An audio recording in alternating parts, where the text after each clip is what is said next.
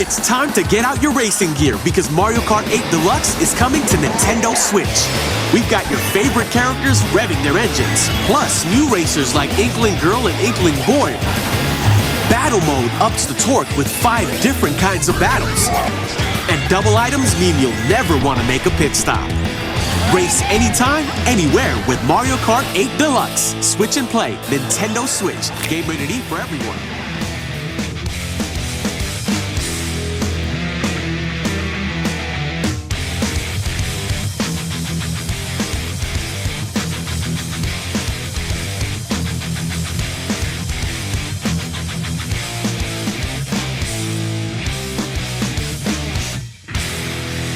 Alright gamers, geeks, and other delinquents from the outer realms, it's time for the Gamers in Beta podcast with Captain Mike M. That is a travesty of the highest order I've ever fucking seen one. Featuring assorted co-hosts, Jay Maniac 17. What the fuck was that all about? Corey Atwood. It's not my fault you guys all have shitty taste. Sean Quicksilver 3355. Well, maybe you should look it up. And Joe State. That game sucks, dude.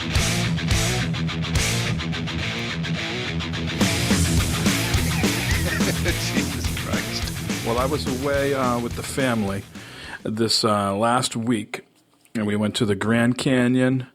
We went to many various parks, like the Petrified Forest, Red Rock Forest, Horseshoe Bend. I'm not sure if you guys are aware of any of these places in Arizona at all. You went to the big dam, right? Hoover Dam? Went to the Hoover Dam. Damn. We went to the Lake Powell Dam. Went all over the place with the family. And the story I'm about to tell, it took place at the Red Rock Forest, which, like it sounds, I don't think it's a forest, Red Rock National Park. A lot of red rocks, if you didn't know. And lots of cactus as well. And so we're there, the 5 of us, and we're taking a break in this shady spot because it was a hot day in Arizona that day. Actually, it wasn't too bad in the Flagstaff, Sedona area. It was maybe in the high 70s, low 80s. But when it's no shade, it still gets pretty hot. Anyways, so we're there chilling out, and this mother and son come by, and I'd say the son is maybe anywhere from 18 to maybe 22 years old. And unfortunately, the young man is in a wheelchair. It looks like he maybe had some, maybe paralyzed or something like that. He was able to push himself, with his upper body, but his legs weren't doing anything for him. And so they, walked by, exchanged pleasantries and things like that. And his mother was walking a little fast, and he says to his mom, he's like, hey, slow down. What are you trying to do? Make me, fall out of my wheelchair? And not did he get the words out of his mouth, but he was rolling down the hill, and there was a large rock, and the poor young man did stumble out of his wheelchair. Like out of it? Like he totally fell out of the chair? Yes, yep. Where were you, like, in relation to this? Maybe 15 feet away at max. Jesus, how fast was he going? It wasn't that fast. It was just, a bumpy, slight little hill, incline. And, of course, I run over to him. He also looks like he was missing an arm as well. He had some sort of prosthetic on. I'm not sure if he, born like this or something happened. I didn't ask him the backstory. And so I rush over immediately to help out. And he's like, no, I'm fine. And I was like, no. I'm absolutely here to help. It's not a problem at all. Don't feel embarrassed. I'm more than happy to help you out. You don't understand. I'm on a podcast, sir. I'll help you out. And so his mother's like holding the chair down, so it doesn't like move in place. And I proceed to, sort of put my arm around his chest to get, he wasn't a fat guy by any means, but he wasn't a skin and bones frail dude. He weighed some, if I had to guess, 180, 190 or so. So I was lifting the dude up into his chair. And as soon as I yanked him up, put in his chair, he let out the biggest fucking fart, dude. Right? Like, it blew by my ear. I could feel it, like, go by. I was like, it's slow motion. I was, like, looking at the puff of air, like, Now, I want a detailed description. Now, where was your head at the moment of release? My head was like probably in the middle to upper portion of his back. But the problem was, though, for me, is I had my head not head square into his back, like sideways.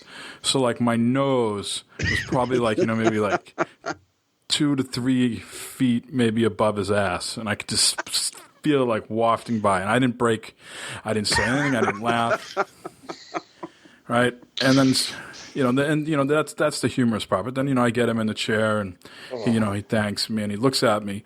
And he says, "This isn't a fun life." And he goes, he didn't say it exactly like, be thankful for what you have, but he was just like, don't ever get in a wheelchair. This isn't a fun life. And so that sort of stopped me in my tracks. And I had to say to the guy, I said, don't be embarrassed for what you're doing. Do the best you can with what you've been dealt. And there's people like us that will more than happy to help you up and pick you up. So. Dude, he must have one of the reasons he probably said no, I got it is probably because he'd been holding in that fart for a while, and he thought this motherfucker's gonna force my fart out, son of a bitch. What do you think? He had chili or something earlier that day and had been building, but he'd been with his mom, so he was holding it in. It's vacation food, man. Yeah, exactly. He'd been eating garbage all day, and then good Samaritan forces a fart out of his body. That's hilarious. Yeah. It was a funny but unfortunate tale at the same time. So so I said to them, it's a teaching moment for my boys. Put things in perspective, right? And then then after the seriousness died down, and they were 20 feet away or whatever, I said, "Oh, by the way, the guy totally farted in my face while I lifted him up into the chair." That's the best wheelchair falling out story I've ever heard, and I think I've only heard 3 or 4, but you're definitely at the top of that list. Yeah, I don't have any wheelchair lifting stories nearly that good. So that was my one of the funny things that happened this week. Other than that, pretty uneventful. Arizona and Nevada were pretty cool. Have any of you guys ever been to the Grand Canyon? I never have, but you were putting up some sweet photos on Twitter. That photo of the canyon, I was like, oh, I just want to fucking paraglide into that shit. I've been playing too much Zelda. Let me tell you, that was a big thing when I was at the Grand Canyon. I was like, man, if I only had the paraglide now, because I was playing a lot of Zelda, getting there on the plane. And then when we first got to the house in Arizona, I was playing some, and I was like, fuck, this would be perfect. I would totally jump down there with the paraglide. What could go wrong? What could go wrong? There's got to be a shrine down there somewhere. It's got to be. Yeah. Got to, totally. Yeah, when we went to Vegas, we went with my aunt and uncle, who it's only 7 years difference between us, so he's more like close family there in that way. So we went down with them, and they're like, we're going to go down to the Grand Canyon. I'm like, what's that entail? Well, it's a 3.5-hour bus drive down and a 3.5-hour bus drive back, and you're gone all day long. Well, they left, and they were supposed to be gone 12 hours. They left at 7 in the morning and didn't get back till 10 at night. Oh, geez. So I'm like, I'm glad we did not go. Well, it depends on how you do the Grand Canyon. For us, with the family, they have these buses, different, you get on the blue line to the red line, right? And then the red line takes you to, I think it's 9 stops on the way up and 3 on the way down. So you get off, go to the overlooks, do whatever you want, and then you go back and wait for the bus, and the bus comes every 10, 15 minutes. Now, your uncle might have decided to go down into the canyon and do some of those trails and stuff like that. And the only problem with that is... it was a visiting site with it. They only do the top. That was another piece of it, too, because if I did, I'd want to do, like you said, I'd want to go down. Yeah, the only problem with going down is you got to walk back up. Oh, no, I'd take the donkey ones. Oh, no. You could do that. You could do the donkeys, but... Yeah, as long as they don't fart. Now, I've never been to the Grand Canyon at all. Is it kosher to yell? Is there a lot of places where people are just yelling for the Not echo? Yelling. Nobody? No. I don't think it would do anything, really. Well, maybe it's so far down. It's maybe once you're down there you would yell, but I don't think it would do anything when you're up above. Really? Yeah. So when you were in that one where you took the picture of the heart and there was like the channels above you, that's Antelope Canyon. That's Antelope Canyon. Okay. Canyon. Yep. Was there any echo there? Oh, I'm probably sure if you yelled, but you were getting tour guides with Native Americans, and I didn't want to be the ugly American going, "Gamers in beta." Good call. You know, their sacred land, and everything like that. Yeah. So you guys did the whole 9 yards then when you were out there. So you went to the Grand Canyon, and then you went to this other one. What else did you see? The Petrified Forest. Do you guys know about that deal? Oh, yeah, hardwood. Wood that turned into stone. Like 225 million years ago, these logs have been laying there. Sorry. Yeah. We did a lot of shit like cool. that. We flew into Vegas and flew out of Vegas, but did absolutely nothing in Vegas except drive up the boulevard once or twice to find the Welcome to Las Vegas sign so my son could take a picture. Yep. We never went to that when we were there. It's at the very end. Right. Yeah. Yeah. We saw it, but we never drove up to it. We were about, I don't know, probably a half mile away. Yeah, I've only been to Vegas once, and I was way too drunk and gambly to go look for that. So I never left the immediate part of the Strip. Now, Joe, you're from the West Coast. Have you been to any of these hot spots? I've been to Vegas. Oh, hell yeah. Yeah, baby. Yeah, I'm not a nature guy. So I don't really. I hear you. I don't want. It does. I mean, it does. When you see the Grand Canyon for the first, 5 times, it just hits you like right in the gut. It is so like massive. Almost looks like a painting. The more and more you look out at it, it's just like unbelievable. Well, that's impressive. But I'm not convinced. I like the quality of your photos, but it's not something I got to see in person. Just something you want to scroll by on Twitter and then be like, yeah, I didn't have to ride a bus to get out to that shit. Yes. Sick. And I got to tell you, for all you Trump people out there, you better hope that man makes America great again, because some of the places I saw in Arizona, boy, do they need the fucking help. Some of those Native Americans, I don't know how they survive. I don't want to bring the show down again, but some of these places that these people are living in, these shacks and things like that alongside the road, and selling all their dream catchers pretty much out their front door and stuff like that. It makes you be thankful for what you have, because those people are living in less than adequate conditions, in my opinion. And I don't know how they put one foot in front of the other every day, because it seems like a pretty isolated part of the world to me. Did you buy a dream catcher? No, we did not. We did go to Route 66, though, where the Cars movie was inspired from. Yeah, and we saw the Wigwam Hotel with all like the old, the Wigwam Hotel has all the teepees there, and then all the old cars are parked in front of them. Yeah, I saw you take a picture of the 66 diner. That was pretty cool. Yeah. So we were at Route 66 after the Petrified Forest, because that sort of is at the end of it, and so we went into this town. I think the town's called Holbrook. I think that's what it's called. And no power. They regularly lose power there because it is so windy in that part of Arizona. And we rolled into this Mexican restaurant, which was like a hole in the wall. And sometimes that's where you're going to find the best, Mexican food. Oh yeah. And they were like, well, we can cook anything off the menu because we kick off gas, but you only can pay in cash. So I look at my father-in-law. You got cash? Because I don't have cash. I got cash. So we had a nice meal there, and the power did come on halfway through the meal, so he could pay with his credit card. But so yeah, it was a good time. Good time had by all. Sean is missing tonight. I think he's either resting up for a delivery or he's already out and delivering the garments to Vermont. So he is missed, but we got everybody else here. Corey, you went to Disneyland, is that right?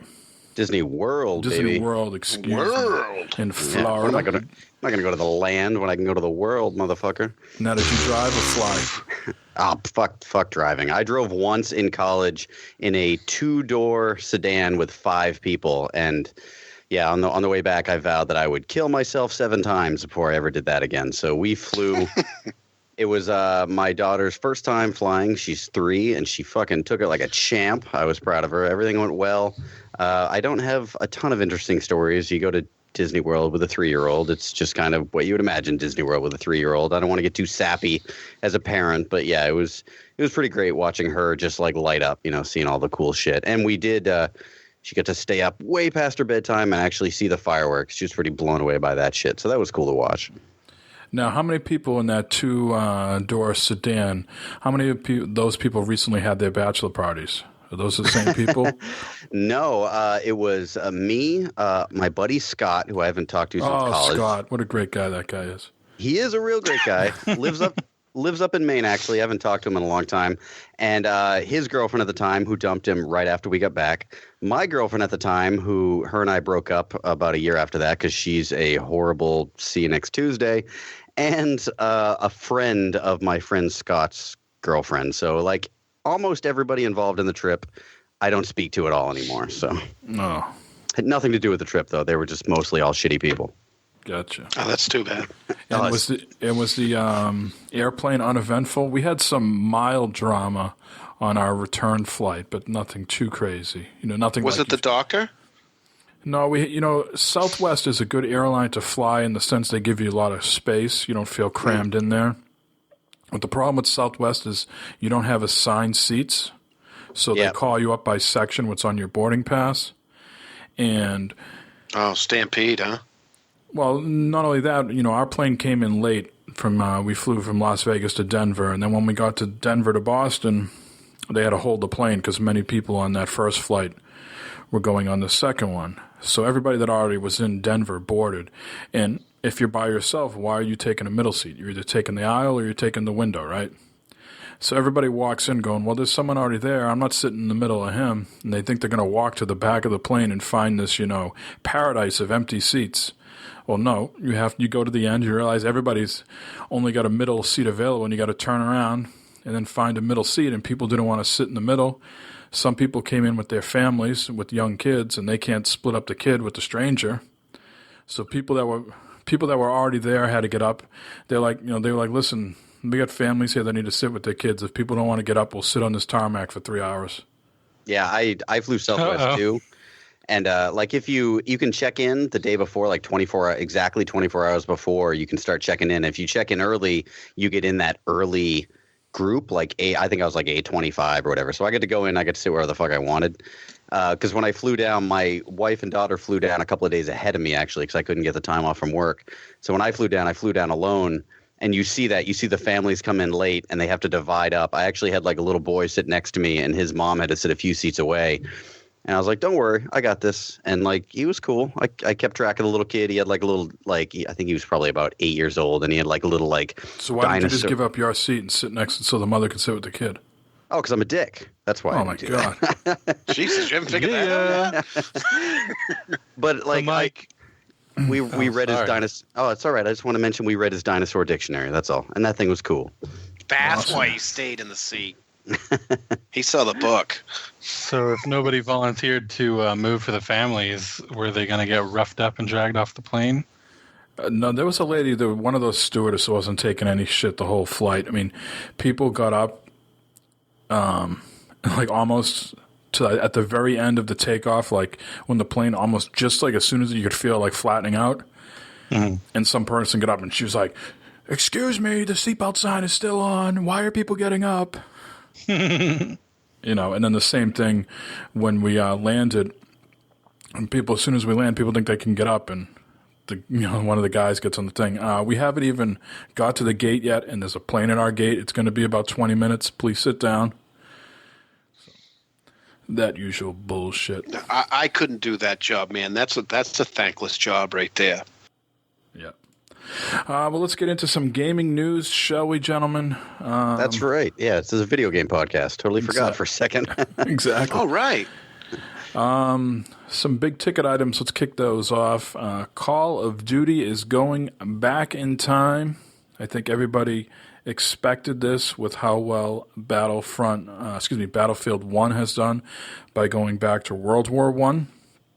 So Call of Duty's going to World War 2. I think they've been in World War 2 before, right, Jay?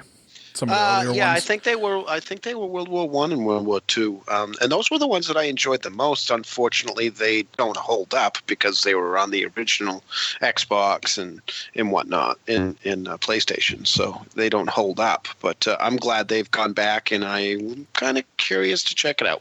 So Sledgehammer Games is up next in the Call of Duty rotation.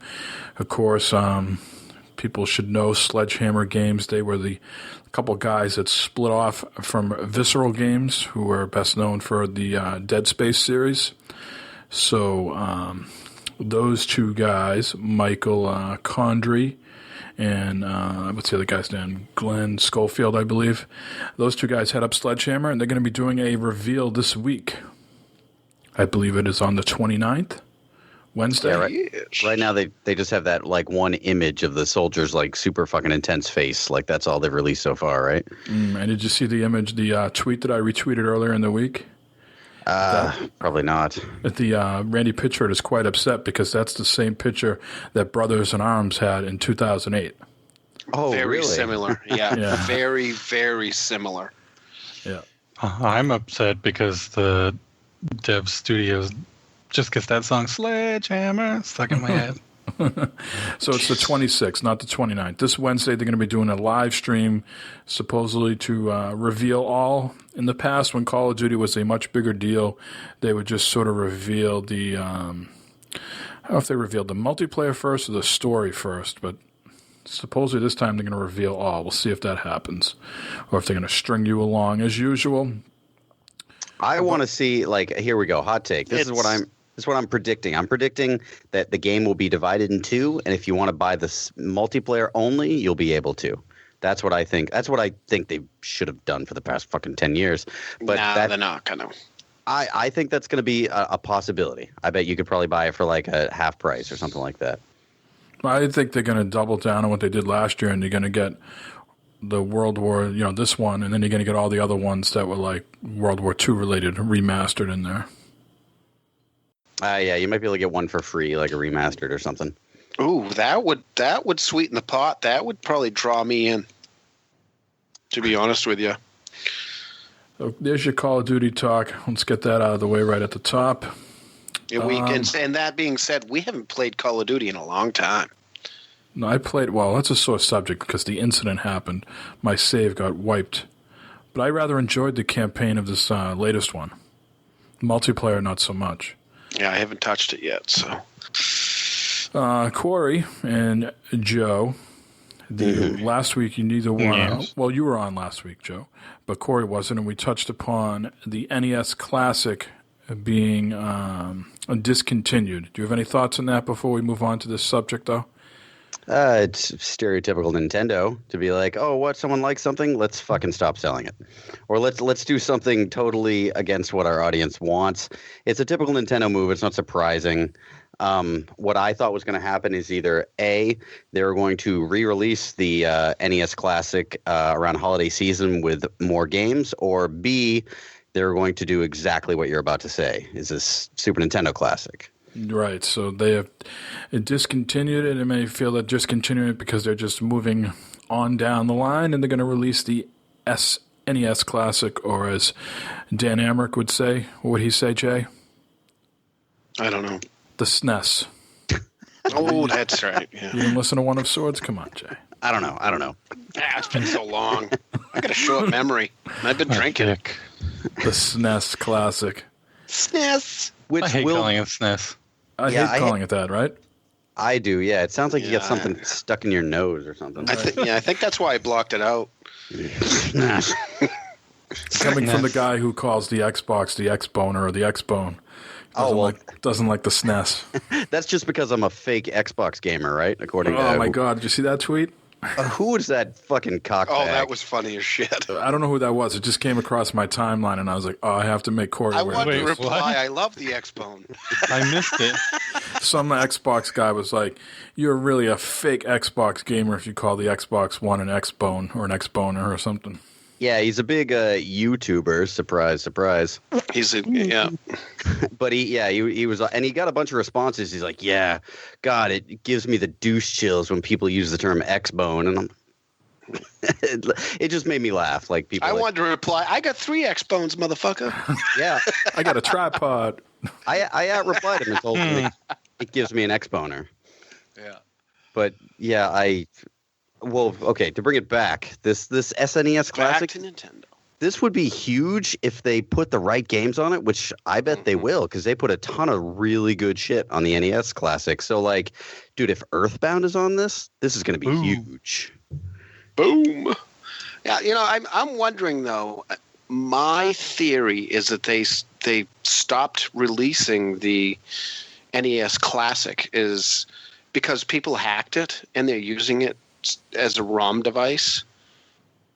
They just dump whatever games on it, and that one can affect their sales. 2, it's generally the mentality of them that that kind of pissed them off. So they're like, all right, well, we're not going to put this out there anymore. Or maybe they're doing it also because, it's being done illegally, but still they're putting other games on it. I guess you could put pretty much any game on there. But people are still going to buy the console to then hack it. If they made more consoles, people would buy them to hack it. Like, honestly, it's not like they are selling new games to put on it that these hackers then won't buy because they get them for free. But what happens when they have what do they call the virtual console that they had on Wii U? They're going to come out on Switch. They are planning on putting that on Switch. And I don't know how much of that actually falls in there. Like I said, it's just kind of a theory of mine, but I'm wondering if that is a piece of it. To cut into their sales, admittedly not much, but they would have made a hell of a lot more. But I'm wondering if it is because people hacked it and have been able to dump tons of games on it in that way. And if they release this SNES Classic and it has more DRM or whatever, it's unable to be hacked, then that will tell me that was part of it. If that happens, I would agree with you, but I highly doubt the hacking had anything to do with it. But I think you may be onto something as far as the virtual console goes. It wouldn't surprise me if the reason these are being released is to whet the appetite for virtual console or whatever they're going to call it. Virtual console is just what they called it in the last one. They haven't actually announced what that's going to even be called. Yeah, because with these classics, you can connect it to a TV with HDMI and make it actually visually playable. Where, like with Corey plays on an original NES, and you have to use an old tube TV because otherwise you can't play it on a modern one. Well, I can, but it looks like dick. It looks right. That's my point. Yeah, that's why I would want one. Is there anything wrong with Nintendo just releasing these in small batches because they want them to be, something of a collector's item? Like sports memorabilia or any sort of thing that's limited edition. Sometimes you see these things numbered like, 1 through 500 or whatever. Is there anything wrong with them just saying, hey, you know what? This was meant to be a cool novelty item, and we've never had intentions of mass producing them. We've made X amount, and that's all we're doing. Well, that's patented Nintendo move right there. Even if it's not a novelty, to just create artificial shortages. They've done that with every single console release, except the Wii U. I think the Wii U is the only exception. And actually, like the first month, it was actually hard to get a Wii U. Now there's this giant. It was very hard to get the Wii U at the end too. Yeah, I don't think they're doing it with the Switch. I think the Switch they can't produce enough at this point in time. I think the popularity of it was over, but it was the same. And I think it was the same with this NES. And maybe they did just plan on, like you said, just we're only going to produce so many, and then we're going to be done with it, and then we move on. Doesn't that happen with high-end cars too? They only make so many, and if you can find one and buy one and afford it, then you got one. Otherwise, you got to go secondary But that's markets, production right? too, because they only plan on making so many because they know they can sell them. And I mean, and I guess it works for Nintendo. Look at the capitals they have above and beyond. I mean, people say, they flush with cash. I mean, even though with the Wii U did not do that well, they're still flush with cash, and they're going to bounce back with a Switch, I believe. I don't think they're flush with cash at all. I think they're well. I mean, I don't want to jump to news, but yeah, I mean, the Switch is selling like hotcakes, but I don't think they're flush with cash. I mean, it wasn't that long ago that who was it? It wasn't Miyamoto. It was I can't remember. One of the CEOs took a giant pay cut. To Iwata took a giant pay cut in order to keep a bunch of lower members on the staff. He cut like his pay in half to be able to do that, to save money, to keep a bunch of people on staff because they were so hard up for cash back in the Wii U days. So I don't think they're flush for cash right now. But if you count the NES Classic Mini, whatever you want to call it, if you count that as a console, that was like the shortest shelf life for any Nintendo console. Like, I think the only other one that has the next shorter shelf life is the Virtual Boy. That was like Virtual Boy. Oh. Yeah, that was 8 months. And I think when did the NES Classic release? November, right? Yeah, I'm pretty sure. Yeah. So Jesus, like 5 months. 5 or 6 months. And it won't matter to the listeners because by the time you listen to this, it'll be too late. But I'm hearing that tomorrow, Monday, that was it Best Buy's getting more in. So that last see push. What happens. The last push, yeah, the last remaining quantity of them is coming out. So I went into Walmart. They had them Friday. Yeah, they had them Friday. So. Let's circle back to the SNES. And is the interest there again? You guys, just something. I know, Joe, you would go out and buy them for the reseller purposes, but just for your own enjoyment, does anybody have any interest in it? I would buy one for myself first and foremost, and then any extra I can get, I would flip. Now you have an NES Classic, right? Yeah. But I mean, if there are more tomorrow, I'm hella gonna flip them. Yeah. Well, no, I know that, but I'm saying you have one. And I'm not gonna feel bad about it. Did you hack yours? No, I'm not gonna fuck with that. I don't blame you. Because who knows? Like, if they're totally getting discontinued, like that could really drive up the price on that shit in a year or so. Mm-hmm. Yeah. And if it's gonna flip for who knows how much, like $300-400 out of box, I'll probably flip it. Yeah. So hopefully the SNES is going to be the same way, and you can hack that one too. That'd be kind of cool. Now, Corey, you didn't get the NES Classic because you already have a lot of it, right? Right. That was your take, right? Yeah, I really appreciate it exists. Same with the SNES one too. Like, I really appreciate that it exists, and I like that it's getting people back into retro games. But again, I have one, and my SNES actually works better than my NES right now. So no, I probably wouldn't pick it up. I wouldn't kick it out of bed, but I'm not going to go out and stand in line to get one. Yeah. Now, Jay, you were the one that said $60 was too much to spend. And now that you see what's going on, you still feel the same way. You know the price is never going to go down because they're only so limited. So how do you feel about the price now?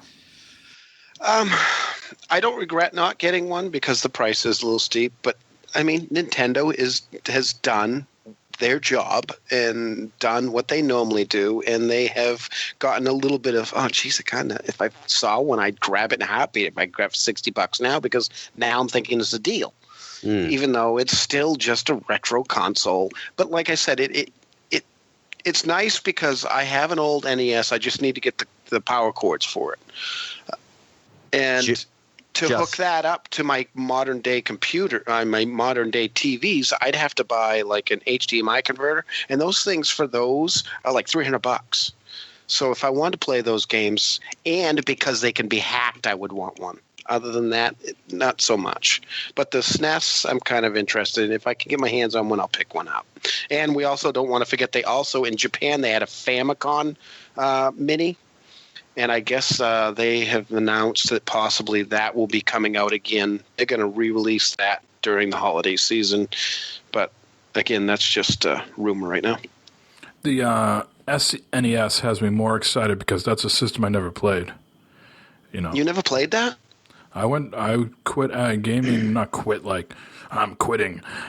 Just fell out of gaming right after the NES. It's when he went on the patch. He went on the patch. That's when I got into the devil music and Super Mario World. I quit. Yeah, that's kind of where I was Yoshi, starting to get out. Yeah, I was getting out at that time too a little bit, but that was probably the last one before I really got into it really hardcore again. And then it was years later, and I picked up like the Genesis and stuff used, and it had been around for years, and just bought old stuff. So. If you could, I mean, the NES is my go-to console. That's clearly my favorite console of all time. But the SNES has some. If I could make like a comparison to like great works of literature, if you're really into literature, people say you got to read like certain Shakespeare and certain this and that. I would say there are certain games on the SNES that someone who's really into games should definitely play. Earthbound being one of them. I think Earthbound is a fantastic game, especially for its time. It was an amazing game. And just to say Earthbound along with, Super Mario World, Star Fox, fucking, Jesus, what else could they put on this? Donkey Kong Country, like... What's the Zelda one? A Link in Time? Something? Link to the Past, yeah. Link to the Past, yeah.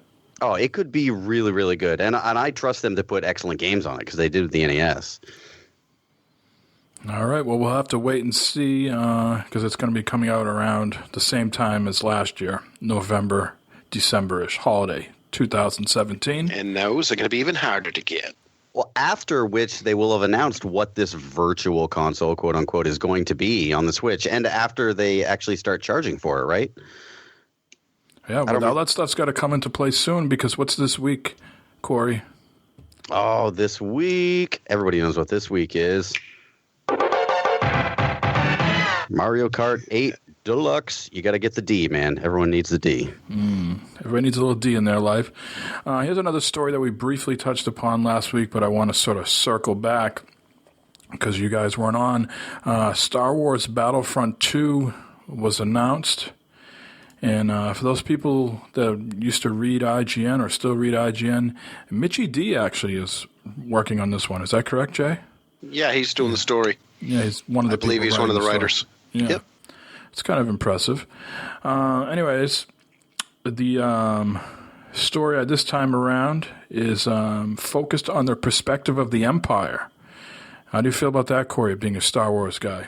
Well, the fact that there's a story at all is interesting. There was no campaign at all in the first one, and that's what a lot of people bitched about, how shallow the game was.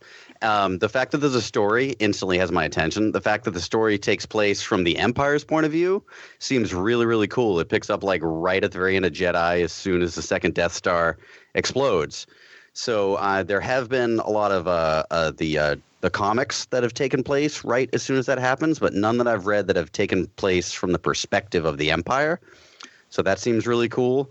It's cool that everything's going to be taking place from all of Star Wars canon, not just the original trilogy. So, I don't really give a shit about Darth Maul and stuff, but the idea that they can include, Episode 7, Rogue One, shit like that, I'm pretty excited about that. Now, this is supposed to be official canon too, right? From everything I've read. I did not know that. The campaign must be, obviously. I mean, the individual. Yes.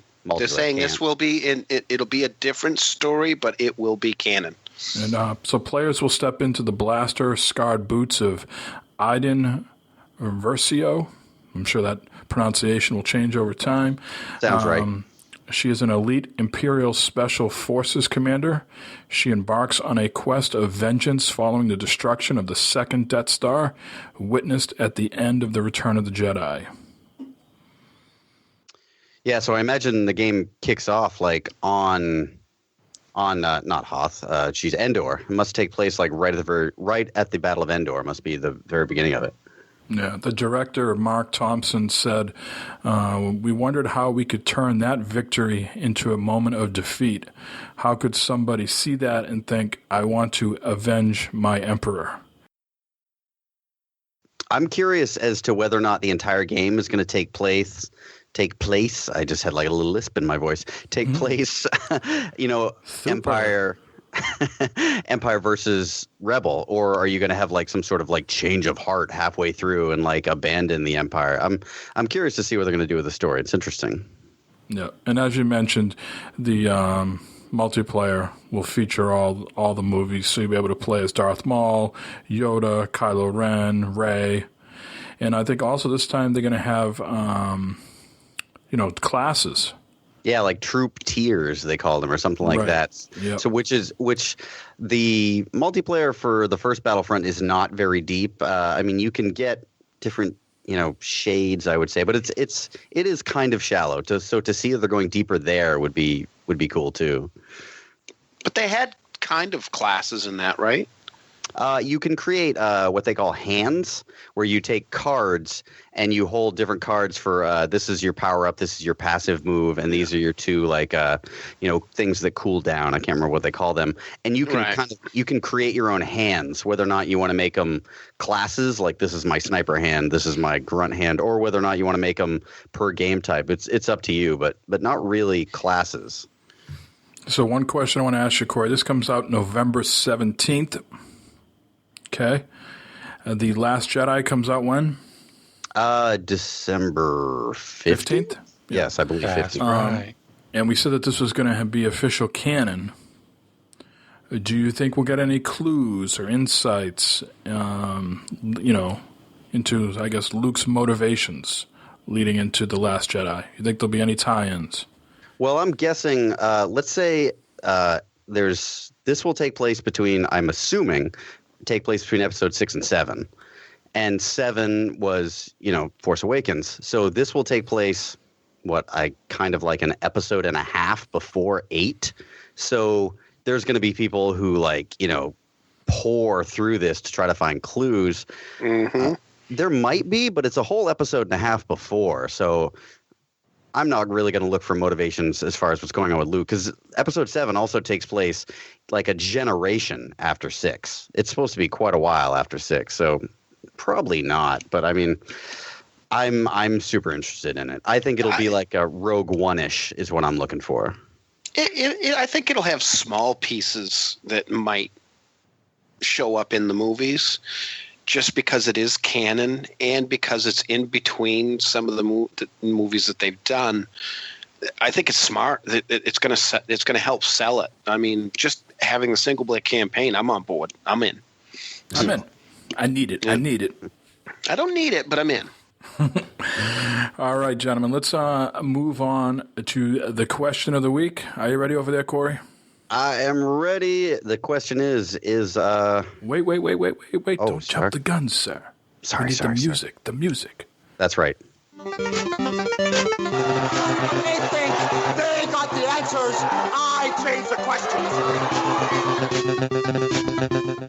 All right, now Someday when you have enough time, we'll have to end the segment with the bit where he's like smashing the coconuts over Jimmy Snooker's head.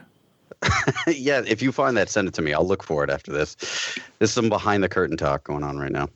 All right, now last week's question of the week, which I wasn't here for, I apologize, but what game do you think is underrated and why? And we got a pretty good response. We have quite a few answers here. All right, so I will go first. Our first response comes from GHammocks14 on Twitter. He says, I'm going to mispronounce this, Ziggurat. Oh, it looks like that's what it is. Ziggurat, an indie-developed FPS roguelike. Tons and tons of replay value, plus not expensive. Because it's indie, I think it flew under the radar for most people, which is something that happens with a lot of indie games. They don't actually have any PR team to pay, so you're not going to see a lot of advertising for them. So unfortunately, a lot of indie games do fly under the radar. All right, next response is Dreamscape Zero. He was in the Discord chat, which I highly recommend everybody check out. He says Civ Rev for Xbox 360 because it introduced us to something new and not the same as on console. It is user-base friendly when coming from PC. Did anybody else play this on the Xbox 360? No. No, I'm curious as to what they introduced on console that wasn't on the PC. Because I know the game. I don't know it well, but I didn't know what was definitely new and what wasn't. And the next answer is from Glovebox, our boy Glovebox from the Discord chat. I would say Lost Vikings on the SNES, which he's totally fucking right. I think that should be included if the SNES Classic comes out. That game is fucking awesome. He says, I love that game to death. First game I ever played where I had to use all the characters' abilities to get through the level. Awesome concept, and the graphics were spot on. One more is Out of This World, another SNES title. The opening of this game was awesome. Unfortunately, I'm not familiar with Out of This World. Anybody else know that game? No. Nope. No. I'm sorry, not enough SNES fanboys, I guess, in this podcast. So, all right, that was Glovebox. I'll do Devious Mr. Matt. Oh, did I really say that out loud? We have a clip. I've got a few answers. Original Dishonored, a great game. It didn't get the credit it deserves. That One World poker game on Xbox, the one where you played as your avatar. Myself and some high school buddies actually played that a lot, like a real Friday night poker game. Infamous on PS4, great game, lots of fun. It didn't get much attention by most. Also, the Vita overall, great little handheld. It's a shame Sony abandoned it. The Elusive Man of the Future Monkeys podcast. I'll second Infamous. Absolutely adored it. The gameplay, the story, it all blew my mind when I played it. Also, cannot believe no one mentioned Enslaved Odyssey to the West. That was like the long-lost brother of Horizon Zero Dawn. I can see that. Yeah, that game had a super cool environment, which was very similar to Horizon Zero Dawn, like that post-apocalyptic environment. Yep. Joe, you can take the next two. I'm sorry I screwed that up. It's all right. I absolutely agree with Los. He actually stole my answer with Enslaved Odyssey to the West. So I'm not going to say my answer later. Next up, we got Shonef71. He says, got a few answers, but I'll go with the God Eater games. This series are considered Monster Hunter clones, but its faster-paced combat and simplified loot system makes it stand out from Monster Hunter in my opinion. Its Bullet Forge system is one of the deepest gear upgrade systems I've seen on a console RPG. God Eater 2 Rage Burst is available on PC and PS4. The original was on PSP and re-released for PS4 and Vita. Both are well worth a look-see, especially on sale. And then, Awakened Heathen from Dad's Hideout says, well, I should have said Persona games, but since P5 came out, it's getting a lot of love, but I guess I can go ahead with it. I mean, I've only played P3, P4, and now P5, but it's a series that has great characters, really funny moments, and a great and lengthy story and romance options. And it handles real-world social issues very well as well, and and has a highly accessible turn-based combat that I believe people that don't like turn-based can get into it fine. Like me, I actually hated most JRPG. If you like the turn-based... Oh, I skipped a line backwards. Whoops. If you like the characters and romance options of Mass Effect, I'd say give it a try. It's not for everyone, but I loved it. And I like sharing things I love. Plus, and P5 has not disappointed so far. Love this series. I am not capable of reading. We is literate tonight. And we got to give a shout out to Chase, Awakened Heathen. He unfortunately had his home robbed, and many things were stolen from his house. All his gaming systems except the PS4 and P5 because he took those to work with them. But his TV, his Xbox One, all his games, PS4 games were all stolen. So that sucks, Chase. Hopefully, yeah. the Give us a community can do follow-up. something. What's going on? When you said everything except for the PlayStation got stolen, I was like, man, they have really poor taste. Yeah. His laptop got Fucking Joe. taken. That's shitty. Lost Yeah. it all, man. Sorry, man. I need to find out who it is and exact revenge. Give us a follow-up, buddy. And next, we have Prometheus with The Adventures of Willie Beamish is a graphic adventure game developed by Dynamics and published in 1991 by Sierra Online. The players take on a role of a 9-year-old Willie Beamish in a game that somewhat parodies the adventure genre. The game pioneered the use of in-game graphics drawn to resemble classic hand-drawn cartoon animation. It was initially released for MS-DOS and Commodore Amiga and was ported to the Sega CD in 1993. CD versions of the game complemented the game in-game text with speech and included a few other cosmetic changes.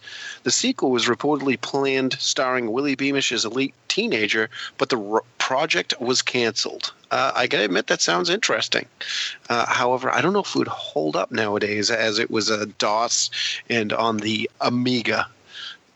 Well, I know what game he's talking about. I didn't know it came to the Sega CD actually, but yeah, it looks a lot like the Monkey Island games, which worked pretty well on iOS. So I bet a follow-up. I bet a follow-up could work. Whenever I hear the name though, Willie Beamish, I don't know if any of you guys watch Animaniacs as a kid, the Animaniacs cartoon. There was a I wasn't segment. a kid though. There was a segment where like a little boy would come out of his house and like walk up to the screen and he would like tell a story about a kid he knew at school, and the kid's name was Randy Beeman. So I always confused the character Randy or Willie Beamish with that character from Animaniacs. If anybody else knows what I'm talking about, but I'm sorry. Go ahead. And next we have one of our Discord favorites, Mafia Thug. Mm-hmm. I personally fear there are two somewhat recent games that are underrated due to various circumstances. One, I'd have to say Rainbow Six Siege, one of the best first-person shooter tactical games I've played since MAG. MAG would be my third. 2, Titanfall 2 totally didn't get the mainstream credit this game deserves. Hell, it barely gets the gamers credit it deserves due to so many games being released recently. I actually have to add another game in there, PlanetSide 2, by far one of the largest war games. It just keeps getting bigger and better. I would have to agree with the Titanfall 2. I think that was really good. I have not played Rainbow Six Siege, but I need to get in there. And PlanetSide, I'm unfamiliar with. Any of you guys? Rainbow Six Siege is great. It's a grape popping simulator. Everybody should try it. And to move on, we have Super Lobster 06, The Order 1886. People got too hung up on the early reported length while missing a fantastic story and gorgeous graphics. And that is a game I have still yet to play. I believe I purchased it on sale for about $8, so I'll have to get into that at some point in time. But due to other things that we'll follow up on later, you'll know why I haven't. They got hung up on the length? Yeah.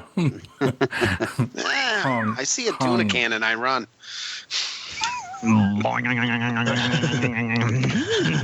Why, Jay? What happened? Something happened at the Y when you were a kid? The YOU? Oh, boy. What? Corey, take control of your segment here, Corey. All right, I can't close it, but we all have to give our answers. So I'm gonna let Jay simmer over there in his joke, and I'll take mine. That wasn't even a joke. That was bad. Mine, both of mine that I could think of were both. I don't know if both of them were launch games for the PS2. One of them definitely was, which nobody ever remembers when I try to talk about it. It's called Eternal Ring. Anybody else ever play Eternal Ring for the PS2? No, that's what I thought. It was. No. It was a game. It was like a medieval kind of game. It was a first-person perspective launch title for the PS2, actually developed by From Software, who went on to do the Souls series and Bloodborne and stuff, which I didn't know at the time. It was my first From Software game.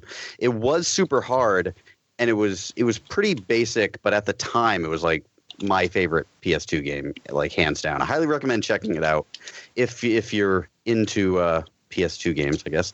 And the other game, which people argue to death that this game sucks, and I'm not going to argue against them, but I still I have a soft spot in my heart for this game called The Summoner for PS2. Did anybody else ever play Summoner for PS2? Sounds familiar, but I'm not sure.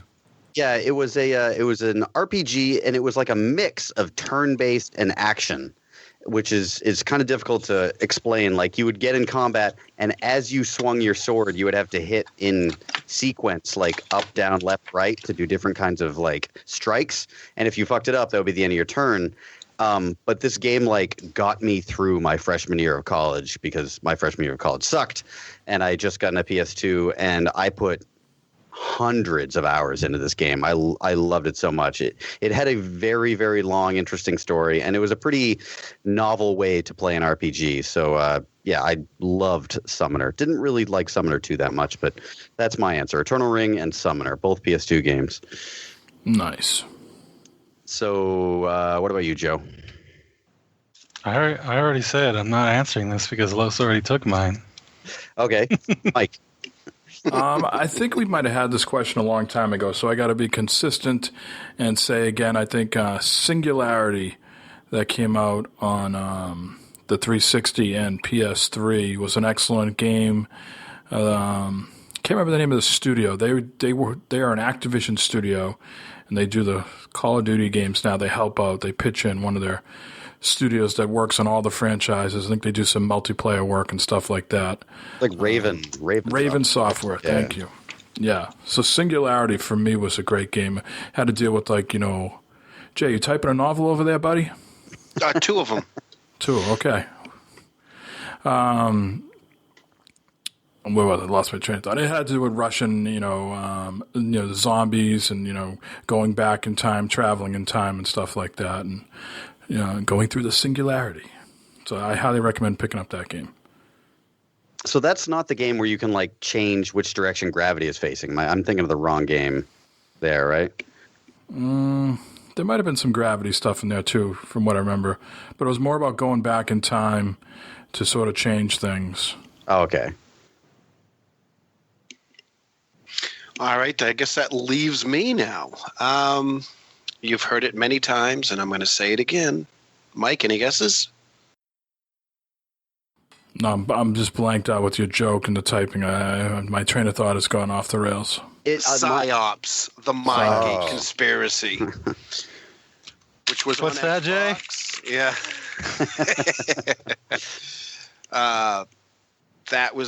That's probably one of my favorite games of all time. I would love to see that redone in an HD version. It was just so good. I just thoroughly enjoyed that game. That was one of the ones I really liked. And as for one of the on the current consoles, Max, The Curse of Brotherhood, that was on Xbox One. I thoroughly enjoy that game. I still go back and play it to this day. So I really enjoy it. I mean, it's been 3.5 years, so, but still, I really enjoy that game.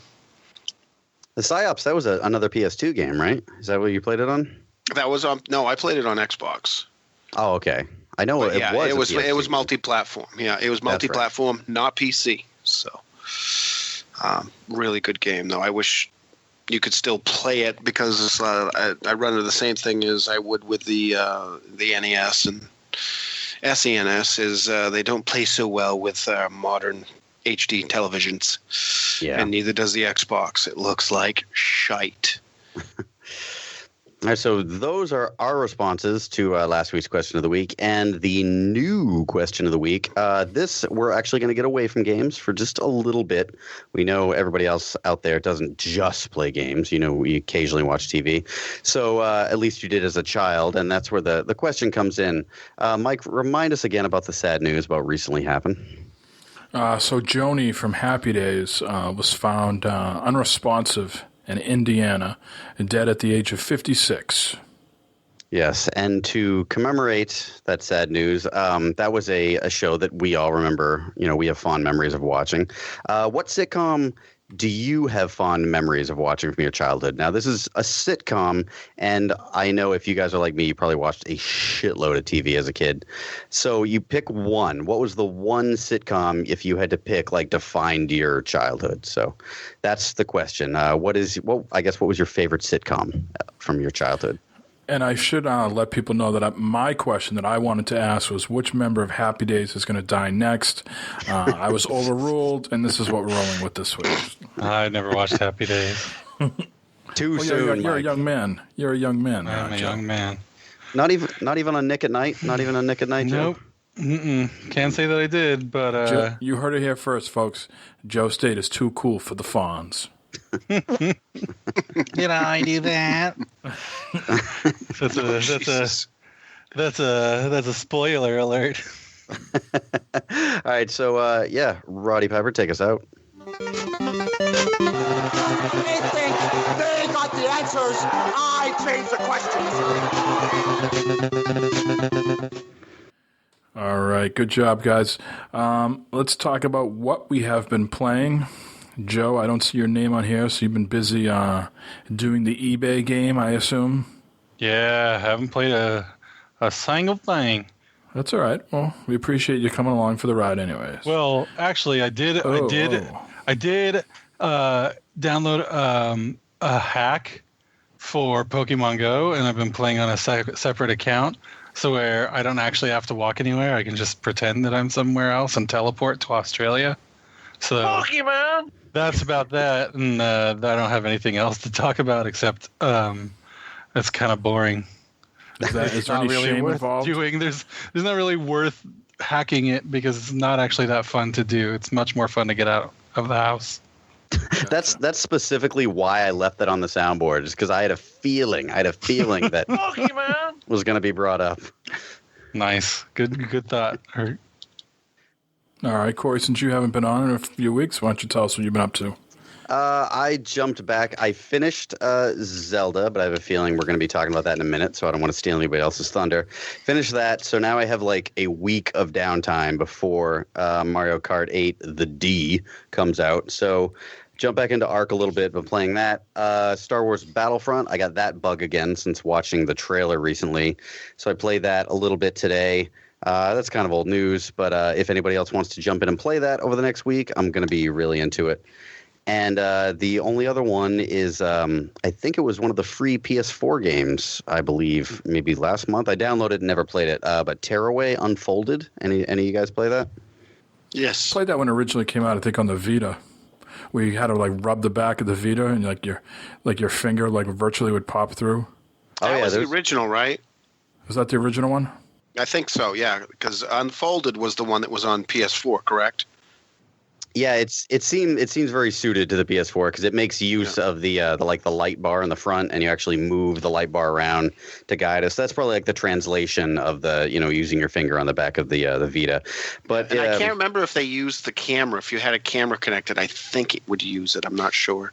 They do, yeah. Like right in the beginning, they're like they break the fourth wall, like kind of literally. They're like, oh, these characters are coming from your world, and it bursts a hole in the back of the screen and uses the camera in your room, so like you can see yourself sitting there. So like I'm playing this with my daughter because it's kind of like a storybook, and she really likes it. So she's sitting on my lap, and like we can see ourselves in the TV, and she got like a huge kick out of that. So if you have kids, I highly recommend checking out Tearaway Unfolded. I wish I could say it was free this month, but honestly, I don't remember if I downloaded it a while ago, and I'm just now getting to it. But I think it was a PlayStation Plus game.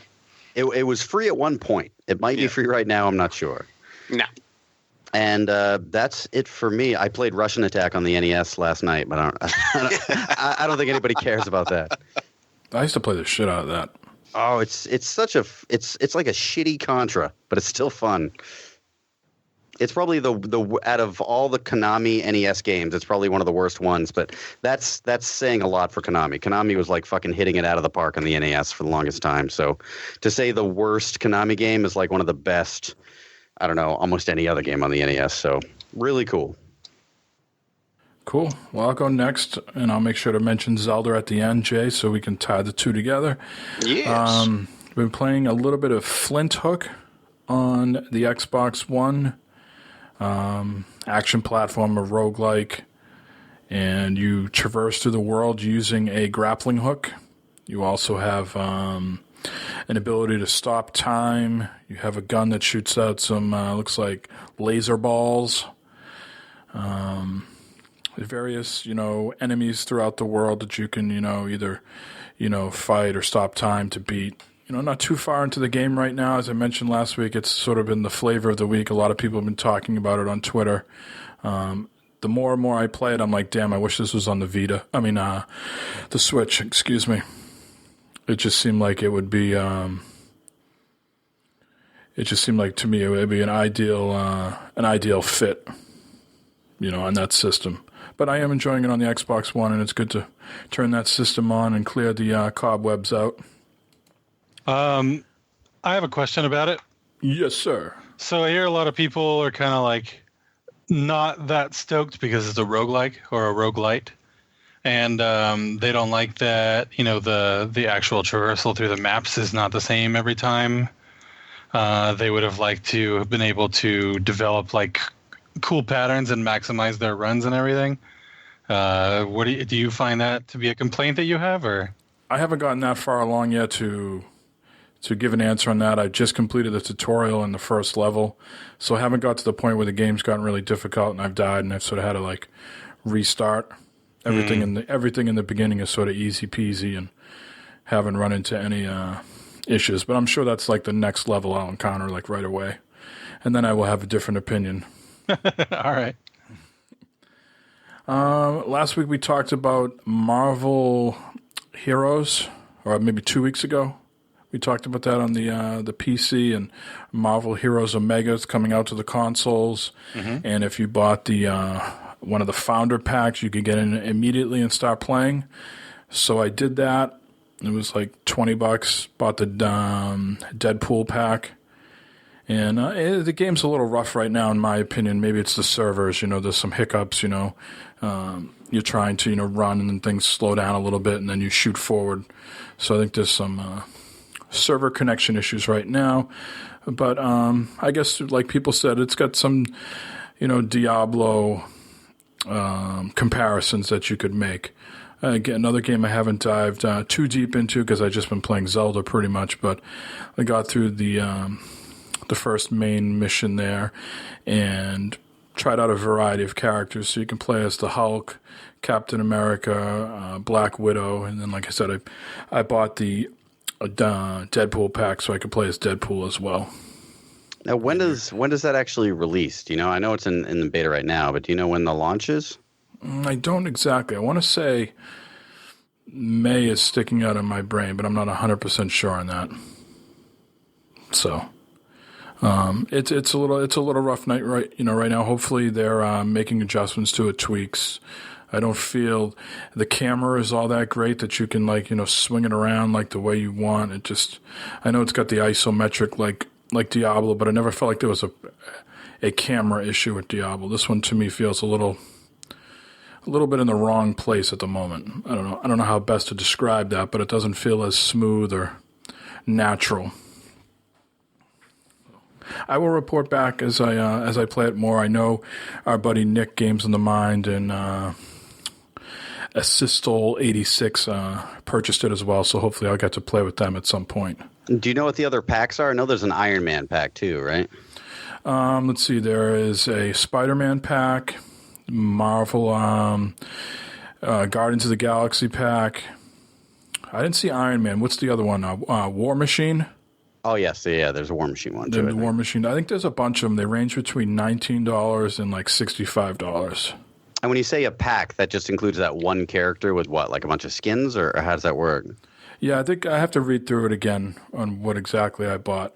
But I know you immediately get access to the beta, and you got Deadpool. I forget what else was in there. Anything else you didn't give a fuck? That's what you were after. Right. Pretty much. Yeah, I know there's some cash that lets you play. Yes, exactly. Yep. There is some of that. Thank you. And I wanted to buy the Guardians of the Galaxy one, but I want to see that one is either like $34 or $64. I was like, F that noise. And Zelda. Yes, been playing a lot of Zelda. Played a decent amount on vacation, in short spurts and things of that. But, now that I've been home for a few days, I've been playing a lot as well. Finally up to 7 hearts and 2 stamina, so I'm not sure how many shrines that equals. It feels like a decent amount for me. I think it's around, what do you start out with, 3 hearts? Yeah, I started with 3 hearts, and you need to complete 4 shrines per heart or upgrade. Yeah. Or if you complete one of the divine beasts, you get a heart for that too. Yep. Yeah, so it's like right around almost 24 or 25 shrines I've done so far. I have most of the maps, most of the towers done. I think I just have maybe 2 or 3 left, I want to say. And then I'll have the whole map exposed. So that's kind of been my strategy. I know that Jay talked about he took down a divine beast today. Haven't even seen one of those. Don't even know what one of those is. Just been doing shrines, side quests, and towers. That's pretty much been my MO. And there was a shit ton of side quests. Holy smokes. Taking lots of pictures for the, what's that thing called, Corey? The compendium? Is that what it is? Oh yeah, Compendium. The compendium, yeah. Compendium. Thank you. Been doing a lot of that. But just really enjoying the game. I always feel like it's pulling me to come back. I never feel fatigued. I never feel tired. Sometimes I get a little frustrated with some of these towers and all the electric or shock guys. These, I don't know what they are. For lack of a better term, I'm going to call these things witches. Oh, the whiz robes. Yeah, the whiz robes. Yeah. Oh, those things are wild. I had no idea what they were called. I just know they were like motherfuckers. Yeah, they die instantly if you hit them with an ice arrow. They're like one hit, one kill. But yeah, just been doing. That's pretty much what I've been doing. I've encountered a lot of larger enemies that I just run away from because I don't know. I don't want to lose all my shit trying to take them down. So like, what are those the common enemies called? The I should know this because I have the amiibo of it. The bokoblins? Yeah, and then there's like a huge one that's like sleeping somewhere. The moblins. Is that easy to... There's bokoblins and moblins. Those are like most common. The moblins are really, really tall. But then there's like these giant cyclops-looking things. What are those I forgot the name of them, too. I've taken out 2. So whatever they are, they're larger. They're the common enemies, but in a much larger size. Yeah, very large. Are those things easy to take out or no? Well, the moblins, I think you're talking about then. Well, there's both of them. One of them is the regular one, the most generic one. He's asleep somewhere, like under some cliff. And then the other one that you're describing, the moblin, there's another one of him too. He's sleeping somewhere as well. If you can sneak up on a moblin or a bokoblin, if you can sneak up all the way to them, it gives you a button prompt to kill instantly, and you get like an instant stealth kill. Even the huge ones? The moblins, yes. Those are the ones that are really tall. They have like a horn in front. The Hinnoks, I think you're talking about. That's the Cyclops one. Those you can't. I don't think you can kill those in one shot. But if you have a bunch of ice arrow or not ice arrows, explosive arrows, they're not that tough. As long as you have a bunch of arrows. I'm talking about the ones that are like super gigantic, that are like, that's 200 times the size of the regular ones, and he's like, sleeping somewhere, like laying on his back, and bubbles are coming out of his nose and shit like that. That's the Hinnoks. Yeah, I think you're talking about the Hinnoks. But there's all different flavors of those, then, right? I beat the entire game, and I think I only ran into 3 of them. Yeah, I'm not sure how many they are. I've run into 2. Actually, no, I've run into 3. One of them I just took off because I was low on everything, so I just bailed.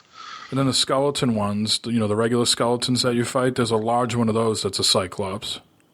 Yeah. I took a picture of that. Now, do you run into those guys only at night when they're the No, they're in certain skeletons? places. Okay. Well, the skeleton ones of the bokoblins and the moblins come out of the ground only at night. Those it's kind of a throwback to Ocarina, because that happened when you went through Hyrule Field too. But I mean, if you knock off their heads, just run up and kill the skull that's on the ground, and the body will eventually just go away. Or if you're near a cliff, you can literally just pick up the skull and huck it off the cliff. But I was going to say that's what I've been doing. But again, this one is like me as Link, and the other thing is like King Kong, right? So there's no me running up and knocking his head off. Yeah, that's the Hinnoks. Yeah. So that must be a Hinnoks skeleton. Yeah, I tweeted a picture of that the other day, and I said, "Oh, yeah, it's a big one." Yeah. Yes. Yeah. And what about the huge rock guys? The Stylus? Oh, Stylus? Yeah, those guys. I just have either died or ran from them. I haven't done anything. Did you kill to them. those, Corey? I never killed any of the Stalnoxes. I only saw a couple of them, and I just ran away. I know that you can kill them. You can like climb up their back, and there's a spot on their back that you can hit. So you can either hit them with stasis and climb up on their back, or fly at them from a higher distance. But I never bothered. I was never at a moment where I had to fight one. I think there was only one moment where I really was forced to face one, and it was like a magma one. And I still managed to just run past it and like climb up a wall and get out of the area. So you don't really have to fight a lot of these. Have you ran into any of the Linux guys too? They're like the half man, half horse things. No. Those things Yes, I ran into one, and those I are just a bit. stayed away from him because he killed me like 7 times. I'm like, Hold fuck this, up. I'm out of here. Hold up. Yeah. There's some Last Guardian type shit in this game? Well, it's more like Shadow of the Colossus type. Or that's what I meant. Yeah, Yeah, Shadow of the Yes. Colossus. Yeah, The- stuff that you got to climb on to kill. Damn it. That's so The- fucking cool. Well, the divine it is. beasts. The divine beasts are like those are like so colossi. awesome. Yeah, the Stalnox aren't as big as the divine beasts. The divine beasts are straight up levels. They're moving dungeons, which I mean, they're super cool to do. Every one I thought was kind of cool. There was a couple of times I got frustrated, but I mean, yeah, those are really, really fun to do. I actually like how they had shrines and had the divine beasts. They never actually had stereotypical dungeons in this Zelda, which I liked a lot. Some people complained about, but I thought that was a really cool way to go. Yeah. I haven't done any dungeons yet, and I'm trying to still get to that other guy that tells me about the ancient parts. Robbie? Yeah, but there's like, I haven't tried it in maybe a couple of weeks, but the first time I went up there, I killed all those like, lizard crocodile dudes and the what did you call the witch? The whiz robes? The whiz robes, yeah. Yeah, I killed all those, and then I turned the corner, and there was like a little army of stone men. There had to be at least 20 of them. They were like tan. Oh, the And they small just- ones? Yeah. Yeah, I use my bombs on them. Yeah, so I haven't gone to it. I got to go back up that thing and kill everybody again. I wish I had my ice arrows because the ice would just freeze everybody, then I could hack them. But I got to say, the amiibos really help out a lot. They drop Yeah, a they lot of good stuff. And I only have 2. But other than that, just plugging away at it. I'm really not in a hurry to finish it so I can move on. I just really enjoy it that much that I am not going to steamroll my way through it like you and Los did. First of all, I don't even know if I'll ever find 70 hours of my life to play this game. Yeah, I think I ended up at about 80 is what I beat it at, was 80. I did a lot of side quests. I did almost every one that I could. I just don't have that time anymore, unfortunately. So, Jay, you have not been on the show where you have talked about Zelda. So in the last 2 weeks, you managed to get a copy from your Bull Moose store in Portland. And so you got a used... Did you buy a brand new or did you get it used? I bought brand new, and I actually got it from Walmart. Oh, okay.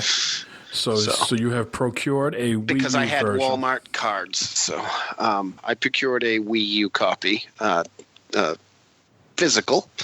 So I'm using a disc, and it's for Wii U. So I've been playing it on that. I've been playing the hell out of it.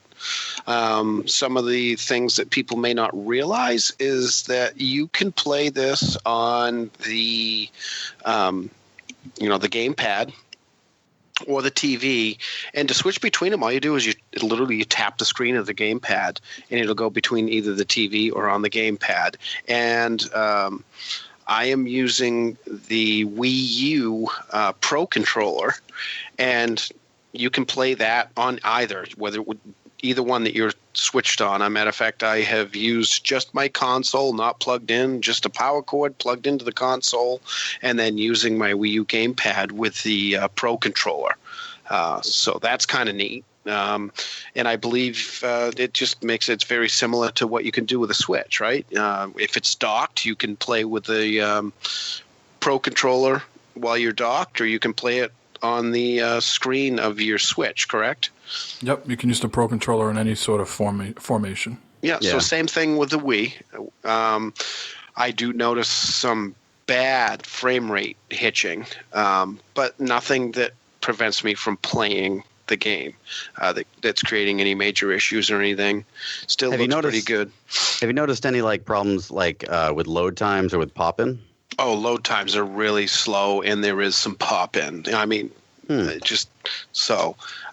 have not played on a Switch, so I don't know. I can't really tell how much of a difference it is, but I mean, as far as frame rates, yeah, I can see the hitching and I can see the pop-in and whatnot. So the load time isn't that great on the Switch. It's okay. Yeah. It's passable, but you know. Yeah, and it's nothing horrible. I mean, even on the Wii U, it's not horrible. I mean, it is very playable. Very much enjoying it. It's the only Nintendo game that has actually made me use my Wii U. The other than was my Wii U. Literally, I mean, I had to dust it off. I had to get out the glass cleaner. It was so dusty.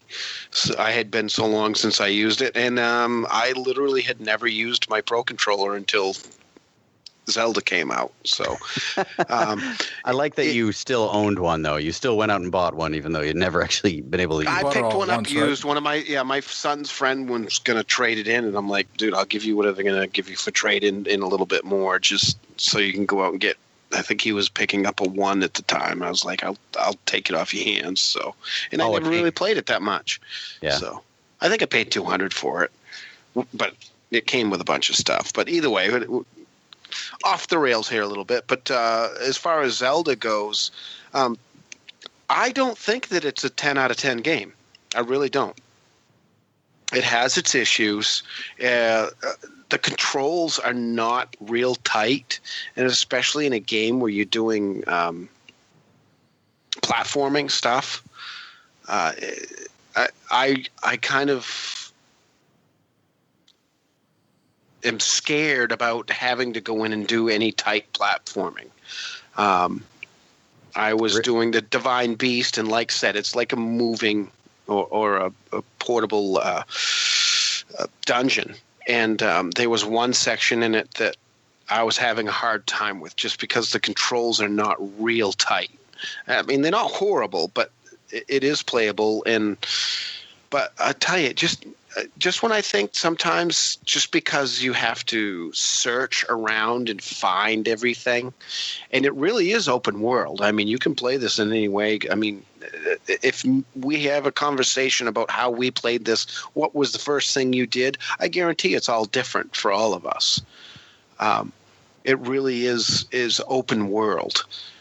But there are things, there's some camera issues. Sometimes the camera will flip around to an area where I can't see anything, and it'll screw me up, and I will die because of it. I mean, there are deaths that are caused due to the way the game plays, not necessarily, because of something that I was doing at the time, because there'll be a switch of the camera where it'll be flipped behind me where all I can see is the back of my head, and then it'll make me disappear, and then I'm dead.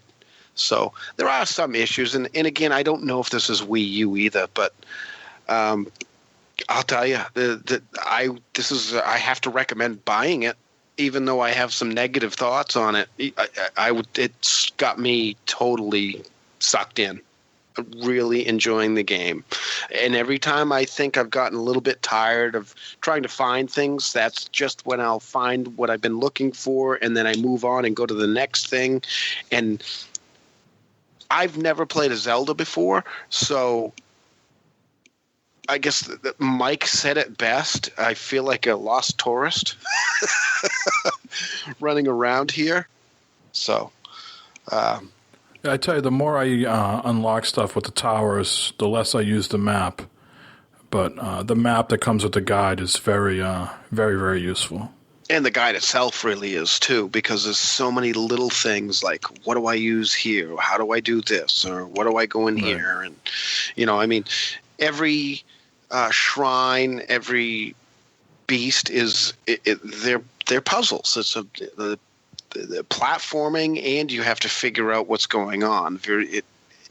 And that's right up my aisle. I love that. So I can't believe you guys bought the guide for the game, but at the same time, that guide looks really cool. I really like the look of it. Like, I would like to be able to put that on my shelf, but at the same time, I don't think I'd be able to buy the guide just because I'm too cheap, and B, like, I try to figure it out for myself most of the time, and if there's ever a time I'm stuck, I'll just go to the internet and check it out.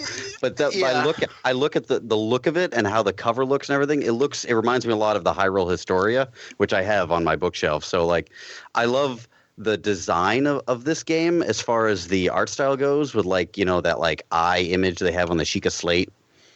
And like it's unique to this Zelda game. Zelda's always had really cool art and artwork, but I think this one is one of my favorites as far as how like the design on all the ruins go, and they that is representative in that guide. That book looks really cool. Now, Corey, you've played all of the Zeldas, right? Not all of them. I played maybe half or so. Half? And how many have you played, Mike? Just one before this? Just the original, the OG. Yeah. Now, how about you, Joe? I have played a good handful of them. Okay. So there's kind of a lore that goes with them, right? When you play the games, there's kind of a lore that comes through and you kind of learn things that are reproduced in the newer games. Well, it's like, yeah, because there is, I guess, a consistent timeline. If you read the Hyrule Historia, there's a timeline. It's messy and weird and it branches. But that shit's so fucking forced. There is no fucking timeline. Right there. Well, the designer said, I wish I could tell you. I don't have the Hyrule Historia in front of me, but I think maybe it was Miyamoto. As one of the designers said, that's not how they develop Zelda games. They don't, create the story. They come up with a few cool mechanics of a game, and they wrap the game around that. So, like, the lore isn't that important. A lot of it is like cool nods to this game or that game, or like a mention of like some locations are named after characters in other games or things like that. But essentially what happens is Ganon, Zelda, and Link, they are the Triforce. They are courage, knowledge, and power. And they essentially get reincarnated every so many years or whatever. And they relive through all these different adventures, but they're not really that related to each other.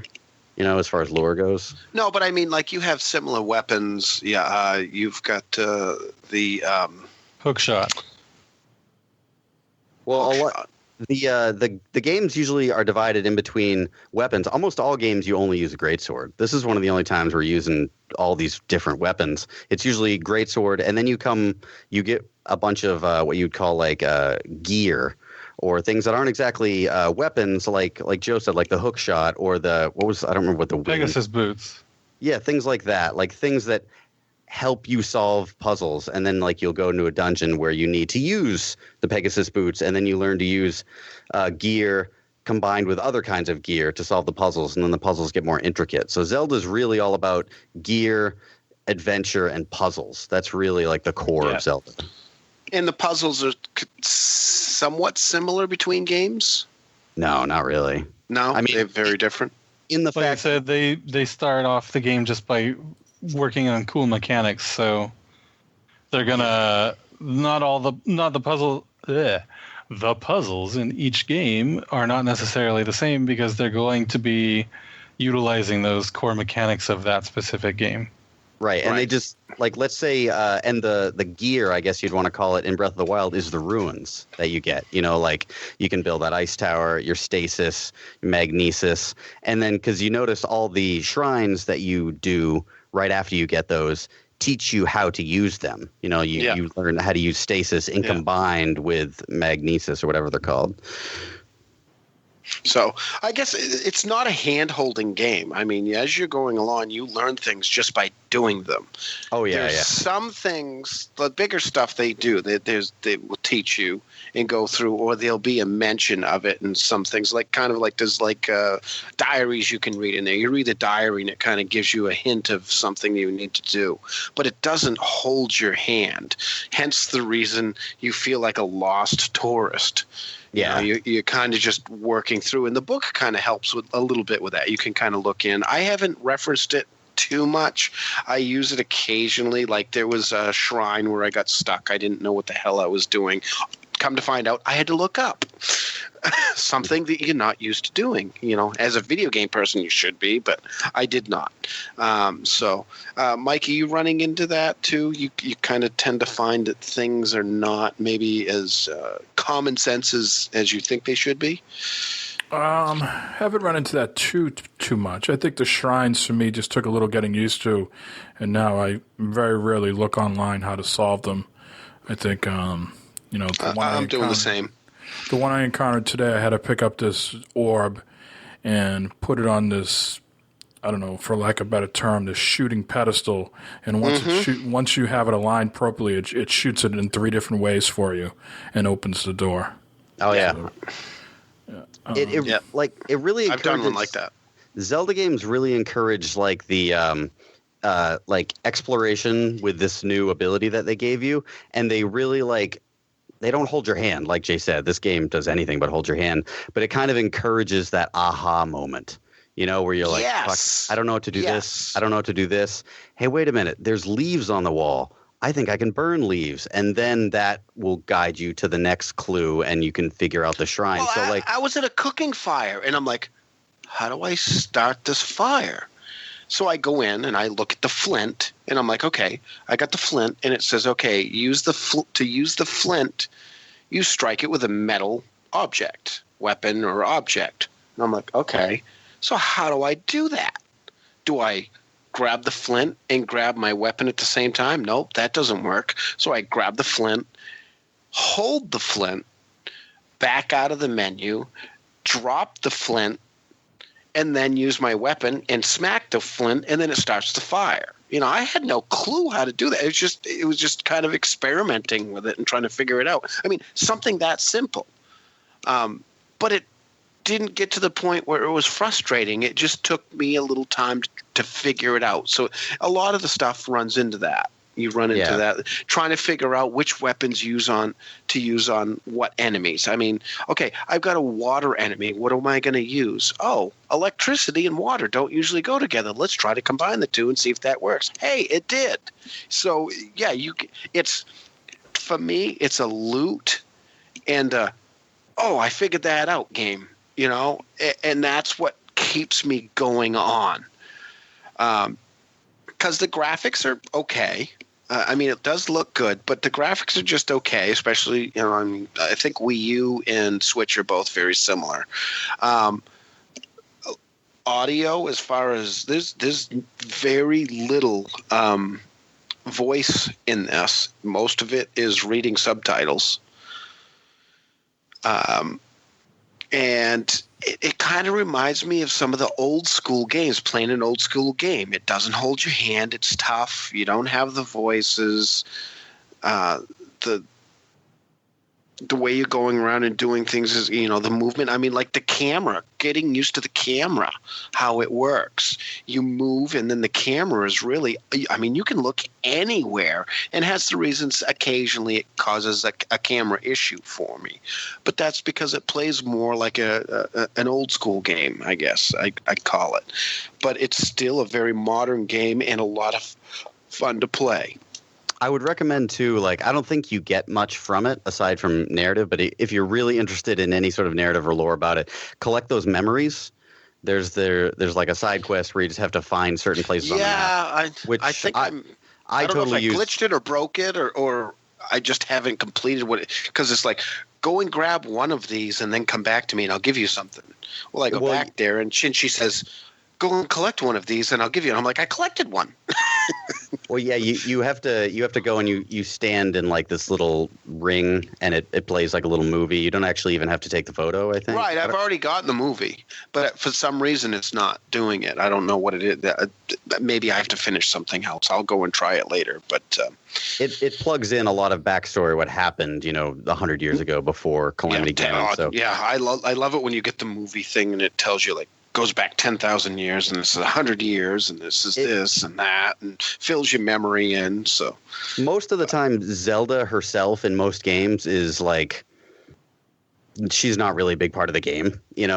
She's not a very in-depth character, but this was my favorite Zelda, Princess Zelda from any of the other games. I feel like she had more personality and they kind of admit the fact that Link is a kind of a hollow character. He never talks. He's boring, and all those like flashbacks kind of give you the story of Zelda, not really Link. And I liked that. I liked how they kind of filled Zelda in as a character in this game. And I like how they fill in the characters that you're interacting with by, in some cases, they have those, like, don't read my diary. Make sure you do not read my diary. And they put it right there like you have to read it. So you go in and you read it. So, yeah, I've been enjoying that. But, I mean, I don't want to go on too much more about it. Just, I mean, I could go on all night about it, to be honest with you. I mean, and like I said, my Wii U was collecting dust until this game. I had, I haven't had a lot of interest. This game has really pulled me in. You get a lot of loot. You're getting a lot of weapons, shields, not a lot of clothing so far. But there are some unlocks that, and when those come across, like a special unlock, and then you got your health, food, and then you got stuff to make potions, and then when you cook to make these potions and these foods to regain your health. If you go into a cold area, you gotta keep yourself warm, all that stuff, and vice versa. I guess I haven't run into it yet, but I guess there's areas that are warm, so you have to take something that cools you off. So it's really interesting, and what was it? In Yonder Chronicles, we mentioned, they had the umbrella. Well, you don't have an umbrella in this, but what is it? The paraglide. The paraglide. I fucking love that, man. I climb as high as I can get, and then I glide as far as I can go until my stamina runs out. And then I'll sometimes, if I haven't made it all the way, I always try to keep recipes that I had of some food that gives me more stamina. So. Oh yeah, so you can keep climbing. The traversal. So I can keep gliding. So I keep gliding. I did a tower today, and there's some peckerneck at the top who wants me. He wants me to help him with some Birdman study, and he wants me to use my paraglide. How fucking far do I have to go from? I did like 500, whatever their calculation is.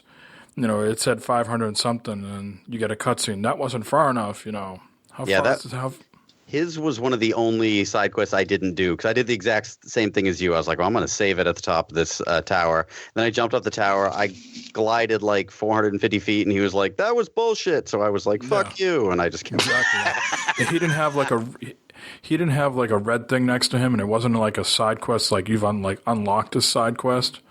So I was like, fuck it. I'm not going to fucking play patty cakes with this guy anymore. I was like, fuck him. I'm off. I did the same thing. I've been doing that with a lot of the side quests. There's a lot of side quests. There's one that I can't finish where that it's like very early in the game, like the fat grumpy kid is like has a crush on one of the inn girls. Oh, you gotta get the grasshoppers. That's what you're gonna talk about, right? But it's at the point where the guy's like, I don't know what she wants. Go ask her what she's into. And I go up there, and she just wants me to buy like a fucking bed to sleep in. If you go up to her, because she runs the inn, and if you go up to her and talk to her across the counter, you'll turn on the NPC who sells you the bed. If you walk around the counter and talk to her face to face with no counter in between you, that's when you further the story. Oh, what a bullshit thing that is. Yeah. Like I said, doesn't hold your hand. All right, well, let's move on, guys. We beat up that pretty good. We beat the hell out of this. But yeah, I mean, it's interesting. If you guys are playing it, jump into the Discord chat and jump in and just, I mean, you really need to with this, and it's a lot of fun to talk about. So jump in and chat with us. All right. What else you been playing, Jay? I've got Voodoo Vince remastered. I played a little bit of this on the original Xbox, not much, and I enjoyed it. It's kind of a platformer jumping around thing that was on the OG Xbox, and I was kind of excited to get back in and play this. And so I have gone in. I've played maybe an hour and a half so far, so I can't give a ton of insight on it, but it is just an HD remake of the original. I kind of like the music. It's kind of this slow jazz. They've been making a big deal out of this game. I don't know if it's because they got nothing else to push or what, but I would agree with that. They don't have a lot to push, but it's this one of the. I think this is, if I recollect properly here, this is the first OG Xbox game to be remastered. I could be wrong, but it's the only one I can think of. I'm sure there's people right now chomping at the bit to correct you, but I'm sure. And if I'm wrong, let me know. And so I've been playing this, and like I said, I get into it's platforming. You're a voodoo doll that has to run around different areas, and when you run into enemies, because you're a voodoo doll, to hurt the enemies, you hurt yourself. So if you drop an anvil on yourself, it squishes the enemies. So you run around doing that stuff. So like I said, I'm only about an hour and a half in. So I will talk about this more the more I play. So I'm enjoying it. It's fun to play. It can get a little frustrating because it is that OG Xbox, and it does show its age in that way, but it's still fun to play. So And is it officially called Voodoo Vince Remastered? Yes. Yep. And then on my phone, I'm continuing to play more Mushroom 11 just because I'm enjoying it. And the multi-touch definitely is a great improvement for this. I've gone way further in it than I did on PC. And it makes it a little bit easier to play. And then another game that I heard on another podcast was it's called Ballz with a Z on iOS, and I think they have it on Android. I'm not sure. But basically what it is, it's kind of like you have is a breakout that you used to have. You take the ball and you got to go up and break the blocks and go through. But the blocks have numbers on them. And so if you see a block with 1, it only takes 1 hit and that block goes away. Well, you can get up to blocks. I've seen blocks with up to, I think, maybe 140 hits take it. And as you go through, there's dots and whatnot that you go in. And when you hit these dots, it gives you another ball. So I've had up to 75 balls. So you aim it, you shoot it up through. And where have you had them, Jay? My 75 balls have caused destruction. Oh my god! And you're old too, so they're like fucking saggy and gross. Oh, dude, I'm telling you, take them like a rooster's 75 neck. saggy balls and take them babies out, and you got to aim them right too, because every time you take a shot and finish up, the blocks drop down. So if they hit the bottom, you lose. It's addictive. I've been playing the shit out of this. So what? I told my wife about it. Told my son. They're both playing the shit out of it. They're playing with your balls. And it's free. And it's free. Everybody's playing with my balls. It's addictive. Addictive balls. Now, when you're playing with your balls in public, have you ever finished in front of anybody? Yes. Yeah, that's how I got to 75. Yeah. Yeah, I did it during lunch at work. I was playing my balls at lunch. All right. Anything else to say about your balls, Jay, or can we move on? Yeah, it's a lot of fun. Try it. It's free. Try Jay's balls. What platform again? Try the free balls. This on iOS? Ballz. And this is on iOS that I'm playing, yes. So. All right. Now that we got that out of the way. And if you want to play with my balls, let me know. Yeah, it'll be like a competition in the Discord. Yeah. Everybody's got the barf bag out right now. Notable releases for the week, gentlemen. We have Death State coming to the PS4. This is already out on the PC. I met these fine people at not this PAX, but the PAX before. It's kind of a roguelike dungeon crawler, hack and slash. Check it out. This is Death State. That's like Joe's gothic cousin, right? Exactly. My alter ego. Outlast 2 is out this week, as well as Outlast Trinity, which is the is the physical release of all the Outlast games, all 3 of them. Puyo Puyo Tetris. Yeah. Have you played the demo of this, Corey, on the Switch?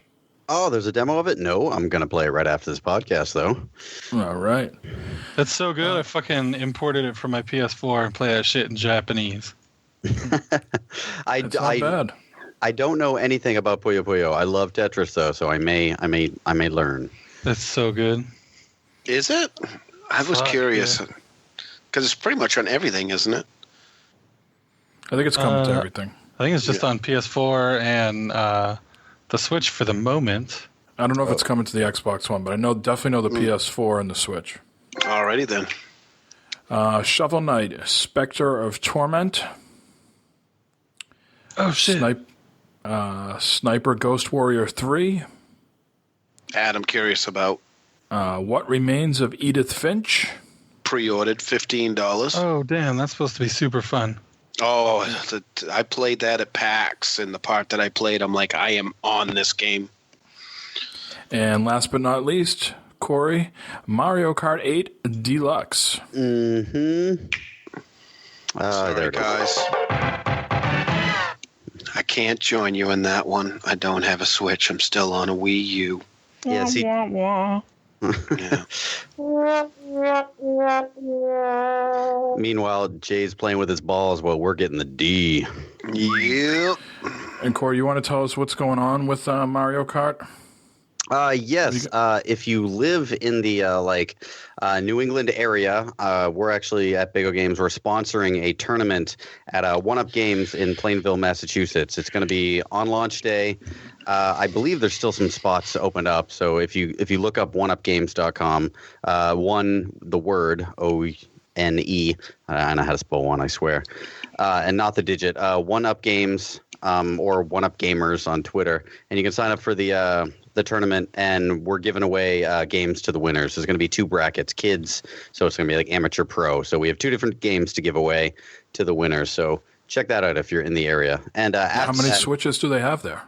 I think they have 4, maybe. I could be wrong. I think they might be playing some of it on the Wii U as well for just like Mario Kart. I think they're going to have those there as well for people to play. But I think the tournament's going to be taking place on the Switch. But after that, Bago Games is going to be sponsoring online tournaments for people, all over the world. If you guys want to play some online tournaments, once we figure out how to operate the, set up your own tournament thing once the game comes out. But we'll be giving away games there too. So check that out. Now, have you seen the targets? Is your target all decked out in Mario Kart paraphernalia? My wife went today. I haven't had a chance to go. My wife went today, and she was like, have you been to the Target lately? She said there's a Mario and Luigi. They have, like, the Target balls. Yeah, those red balls that are out front. They got a Mario and Luigi faces on them. Right, and she said when she walked in, actually, the chime when you walk in is like a... But it's like the countdown before the Lackey 2 like starts the match. Right. I'm like, I gotta go to Target just to fucking walk in now. And now the shopping carts are all carts from Mario Kart, and I think the like whatever that plastic black stuff that you walk over, the sensors, to make the doors open. Mm-hmm. There's supposed to be some sort of like finish line somewhere near there. I appreciate they did a whole big push with Pokemon Go as well. Pokemon! I appreciate Target being on the pulse when it comes to Nintendo. I like that. All right, let's move into the news, guys. We've been babbling for a while now, so we'll try to get through this as quickly as possible. If Sean was here, I would say, Sean, how many news stories do we have today? So instead, I'll say, Corey, how many news stories do we have today? Oh, now I got to count them. 1, 2, 7. 8? I think 8. I swear I counted 8. No? All right, 7. I'll say 7, but I also want to play this. Extra, read all about it. Go for it. All right, we'll get through this as fast as possible. Corey, you were right. Aha! On April 27th, that is this week coming up, you'll be able to play the first hour of the game Prey. So there'll be a demo, be the first hour. This is Bethesda, out on April 27th. Anybody jumping into that? Oh, yeah. I'm going to try that. That's nice. give you the opportunity to play beforehand, hell yeah. Yeah, I'm excited. You got a full chub, half chub, sideways chub? I get a full chub, but it's Bethesda, so with those bugs, we'll probably be able to play, 10 minutes? 10 minutes of the game, in my maybe? sock. I can't even walk right now. Coming out on the end of May, I believe May 26th, will be Friday the 13th game. Now, there are some caveats to this. This will only be the multiplayer portion of the game, and it will only be digital. They are planning a physical release at some point, but that won't be ready until they're done with the single player. So, again, what's being released on May 26th on the PlayStation 4, PC, and Xbox One will just be the multiplayer, which I believe is 1 versus 7. And the story portion of the game will be coming at a later time, and that's when they'll also be releasing a physical copy. Now, did any of you guys play this? I think I could be putting words in his mouth, but I think Sean said he played this when it was Sean did, yes. Yeah. Okay, that's what I thought. Yep, I did not play any of it, but we'll see. Ditto. The physical version will cost $60. I am unaware of how they're going to price this. If they're going to be doing two prices, if you want to add on the story later, you got to give them some more money. I'm not sure how that's all going to play out. Interesting that they're doing it that way. Moving on, Titanfall 2 is getting some updates. And of course, a majority of the Titanfall 2 updates are free. There are some, I don't know if they call them Prima Titans that you can buy. But this update that's coming out this week is called A Glitch in the Frontier. So there's going to be a new map called the Glitch Map. It's a medium-sized map designed for objective modes. There's a Deck Live fire map for tight interior spaces.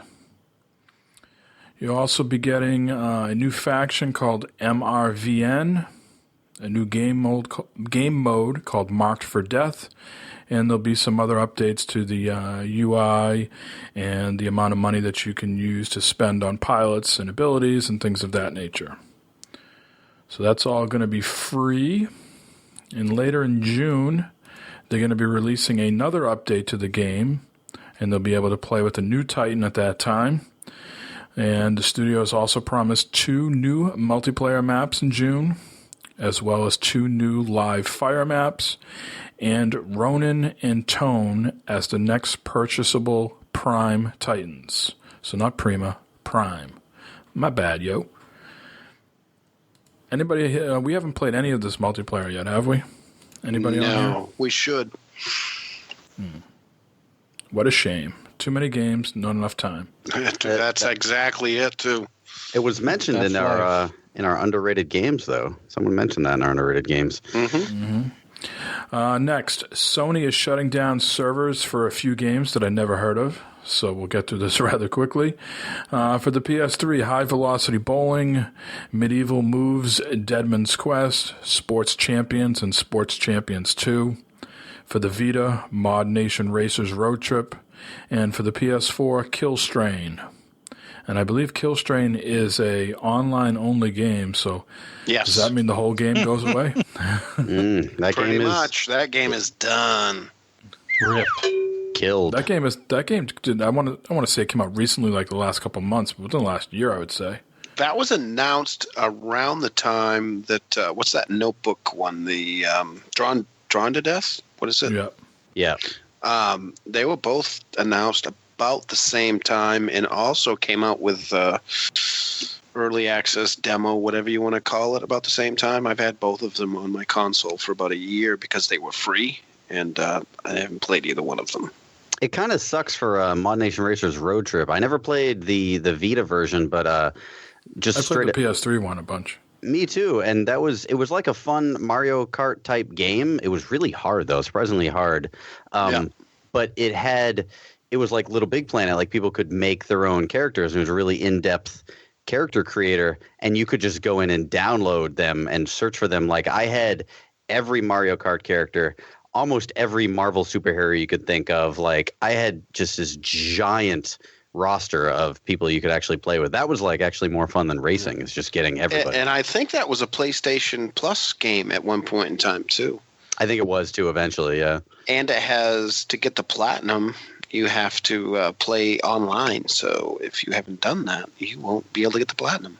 For the road trip one, yeah. They haven't said anything about the just straight up PS3 one. And to bring it all home, those are the same people that made Snake Pass. Oh, nice. Sumo? Yeah. Xbox Fan Fest. Before we get into the news story, Jay, what can you tell me about Xbox Fan Fest? What is it? That is where they bring people in for E3 and bring them into the Xbox media briefing. So it's not like PlayStation Experience. No, I think they bring them in for that, and I think they also bring them into an area where the games that are announced or whatnot, they opportunity to be able to play. So it's kind of similar, but not so much. Yeah, so this I don't is think only it's limited, a specific thing. Yeah, it's limited to 400 people. I guess they announced this that you can buy tickets on April 19th, and the registration website went all the up tickets in smoke. are free. They got overwhelmed. So it's a bottom tier fan experience.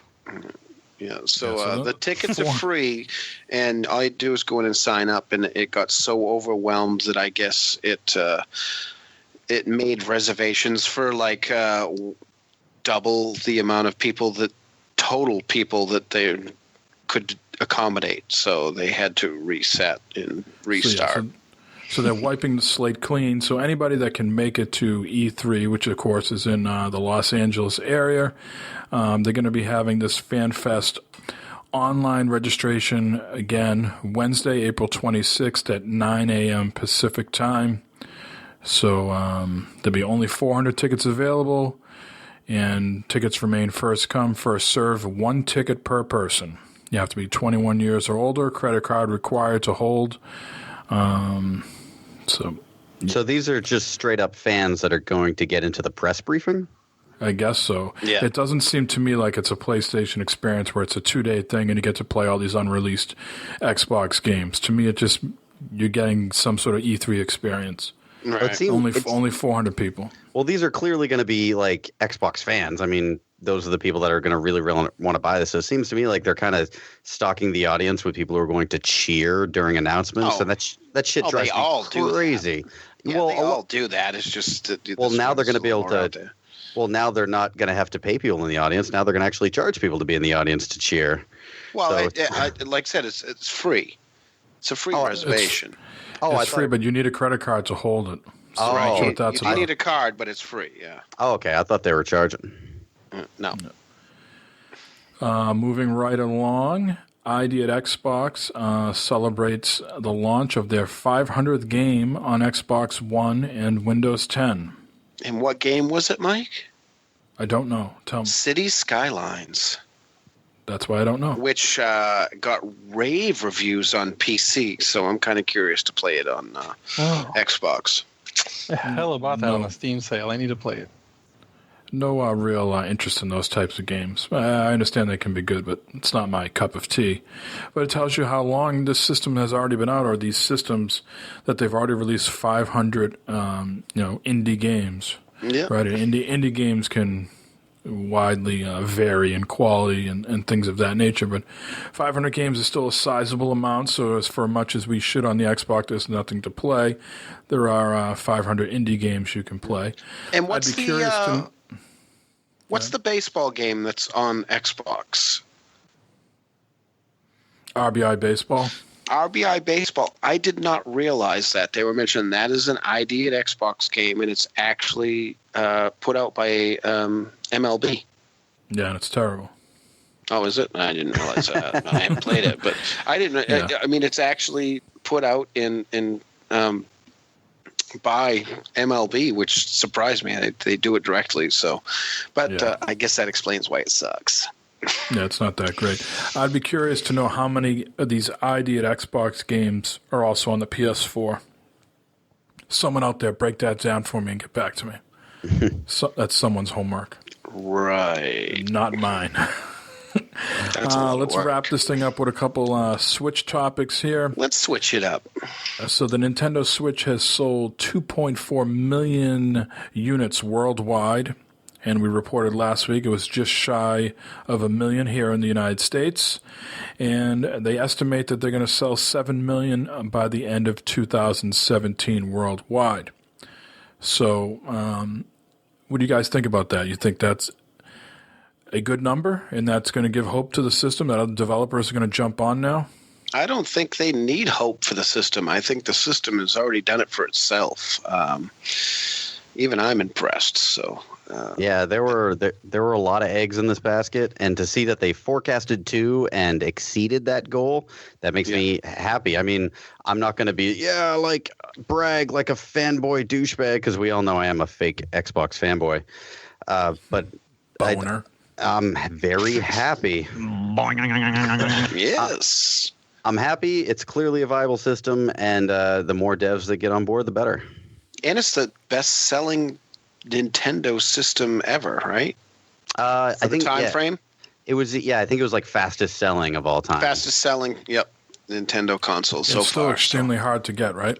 Yeah, it would Yes. sell faster if you made more Nintendo. Just saying. Well, they've actually been pretty good about it. I keep going in, and I'm missing when they're putting them out, but they're getting shipments weekly. So Are they? I didn't know. yeah, they're pumping them out pretty hard. I've been checking at Walmart and Best Buy and Target and whatnot, and they've been pretty much getting weekly, bi-weekly shipments of them. So When you, I wonder if they're pumping them out pretty hard when they're playing balls. but it's only like 14. It's like they get 14, but I mean, admittedly, that's only my local store. So if you look at it, I mean, that's hard to keep up with. So I mean, the PlayStation and Xbox did too. Totally stole my joke. I was going to ask him if he was ever playing with his balls while waiting for them to pump hard. Actually, no. Let's wrap this up with a last time we'll talk about Mario Kart 8 for the show. There are some weird things going on with how you can play this if you're playing on the same system, so locally. So one of the biggest selling points of the Switch for Mario Kart, in most modes, players can choose to play with a single horizontal held Joy-Con, a pair of Joy-Con controllers, either attached, detached, or in grip, or a Pro controller. Right? But the weird thing is, with Mario Kart 8 Deluxe, in 2-player split-screen wireless play mode, the controller options are more limited. The option for each player to use a full pair of Joy-Con controllers is grayed out. The only controllers available are a single Joy-Con per player or 2 Pro controllers. So you can play with the dog head if you were playing single player on your Switch, but if you're in split screen, that's when it doesn't let you use like the dog head formation, right? Right. Yep. I imagine, I mean, I'm no tech guy and I could be completely wrong by this, but I imagine that since you're on like it's like when you're doing like a LAN type situation, right?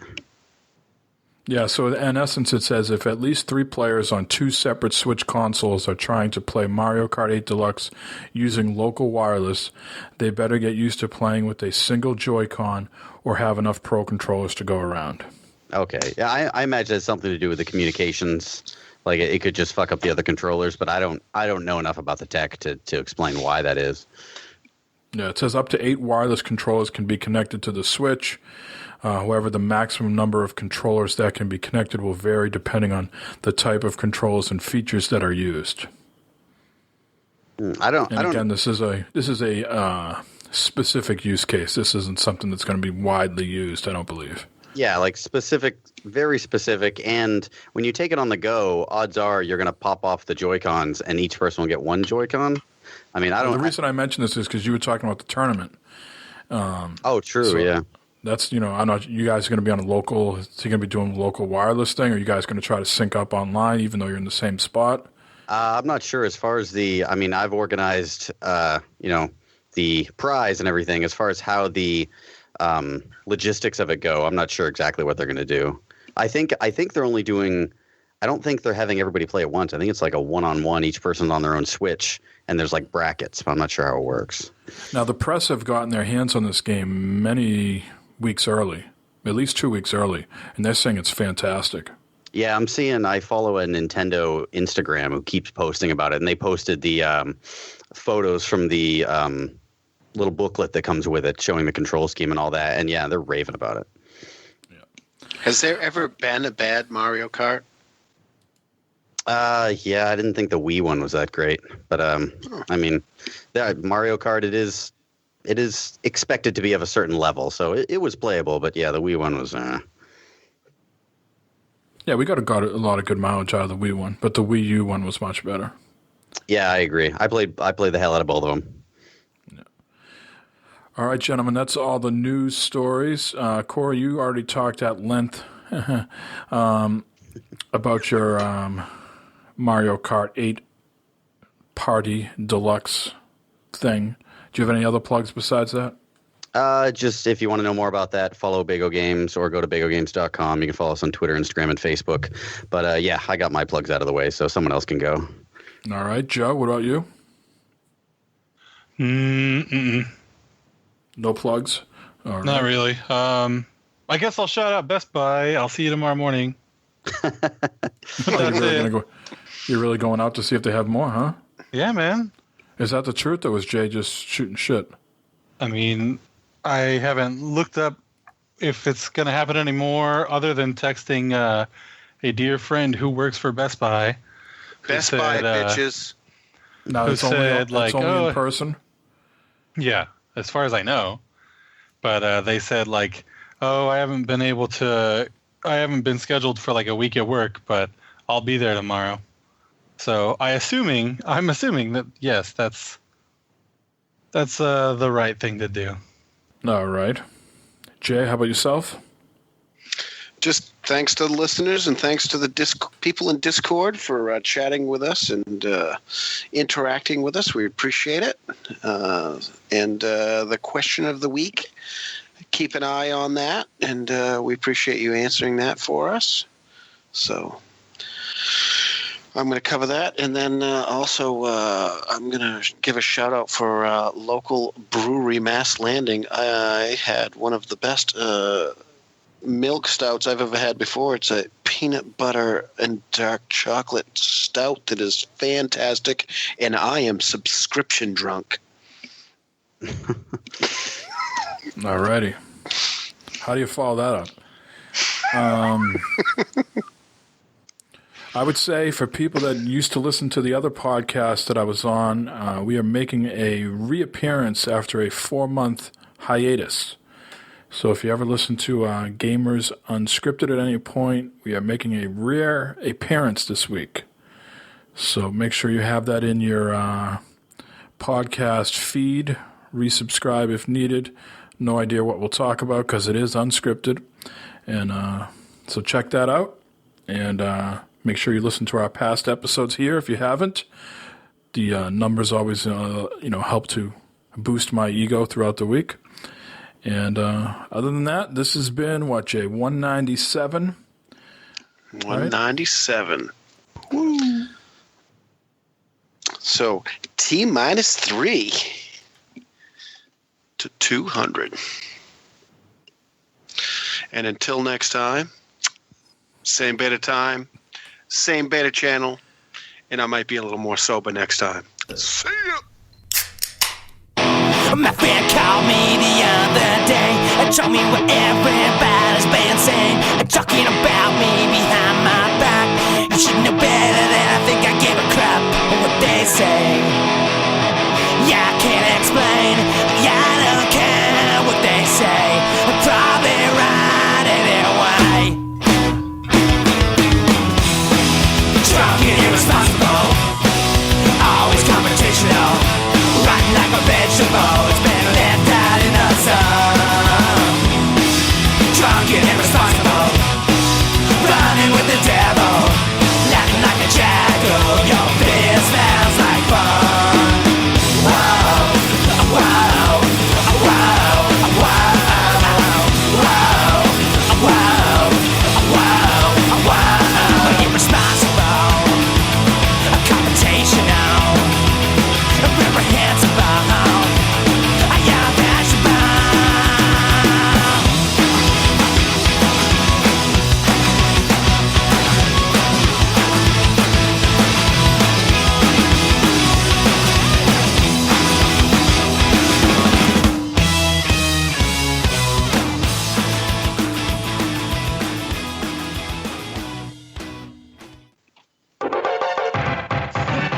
sound so surly at the end right there. I was wondering if he was going to get the hint to do the take it out. It was just like long moments of silence.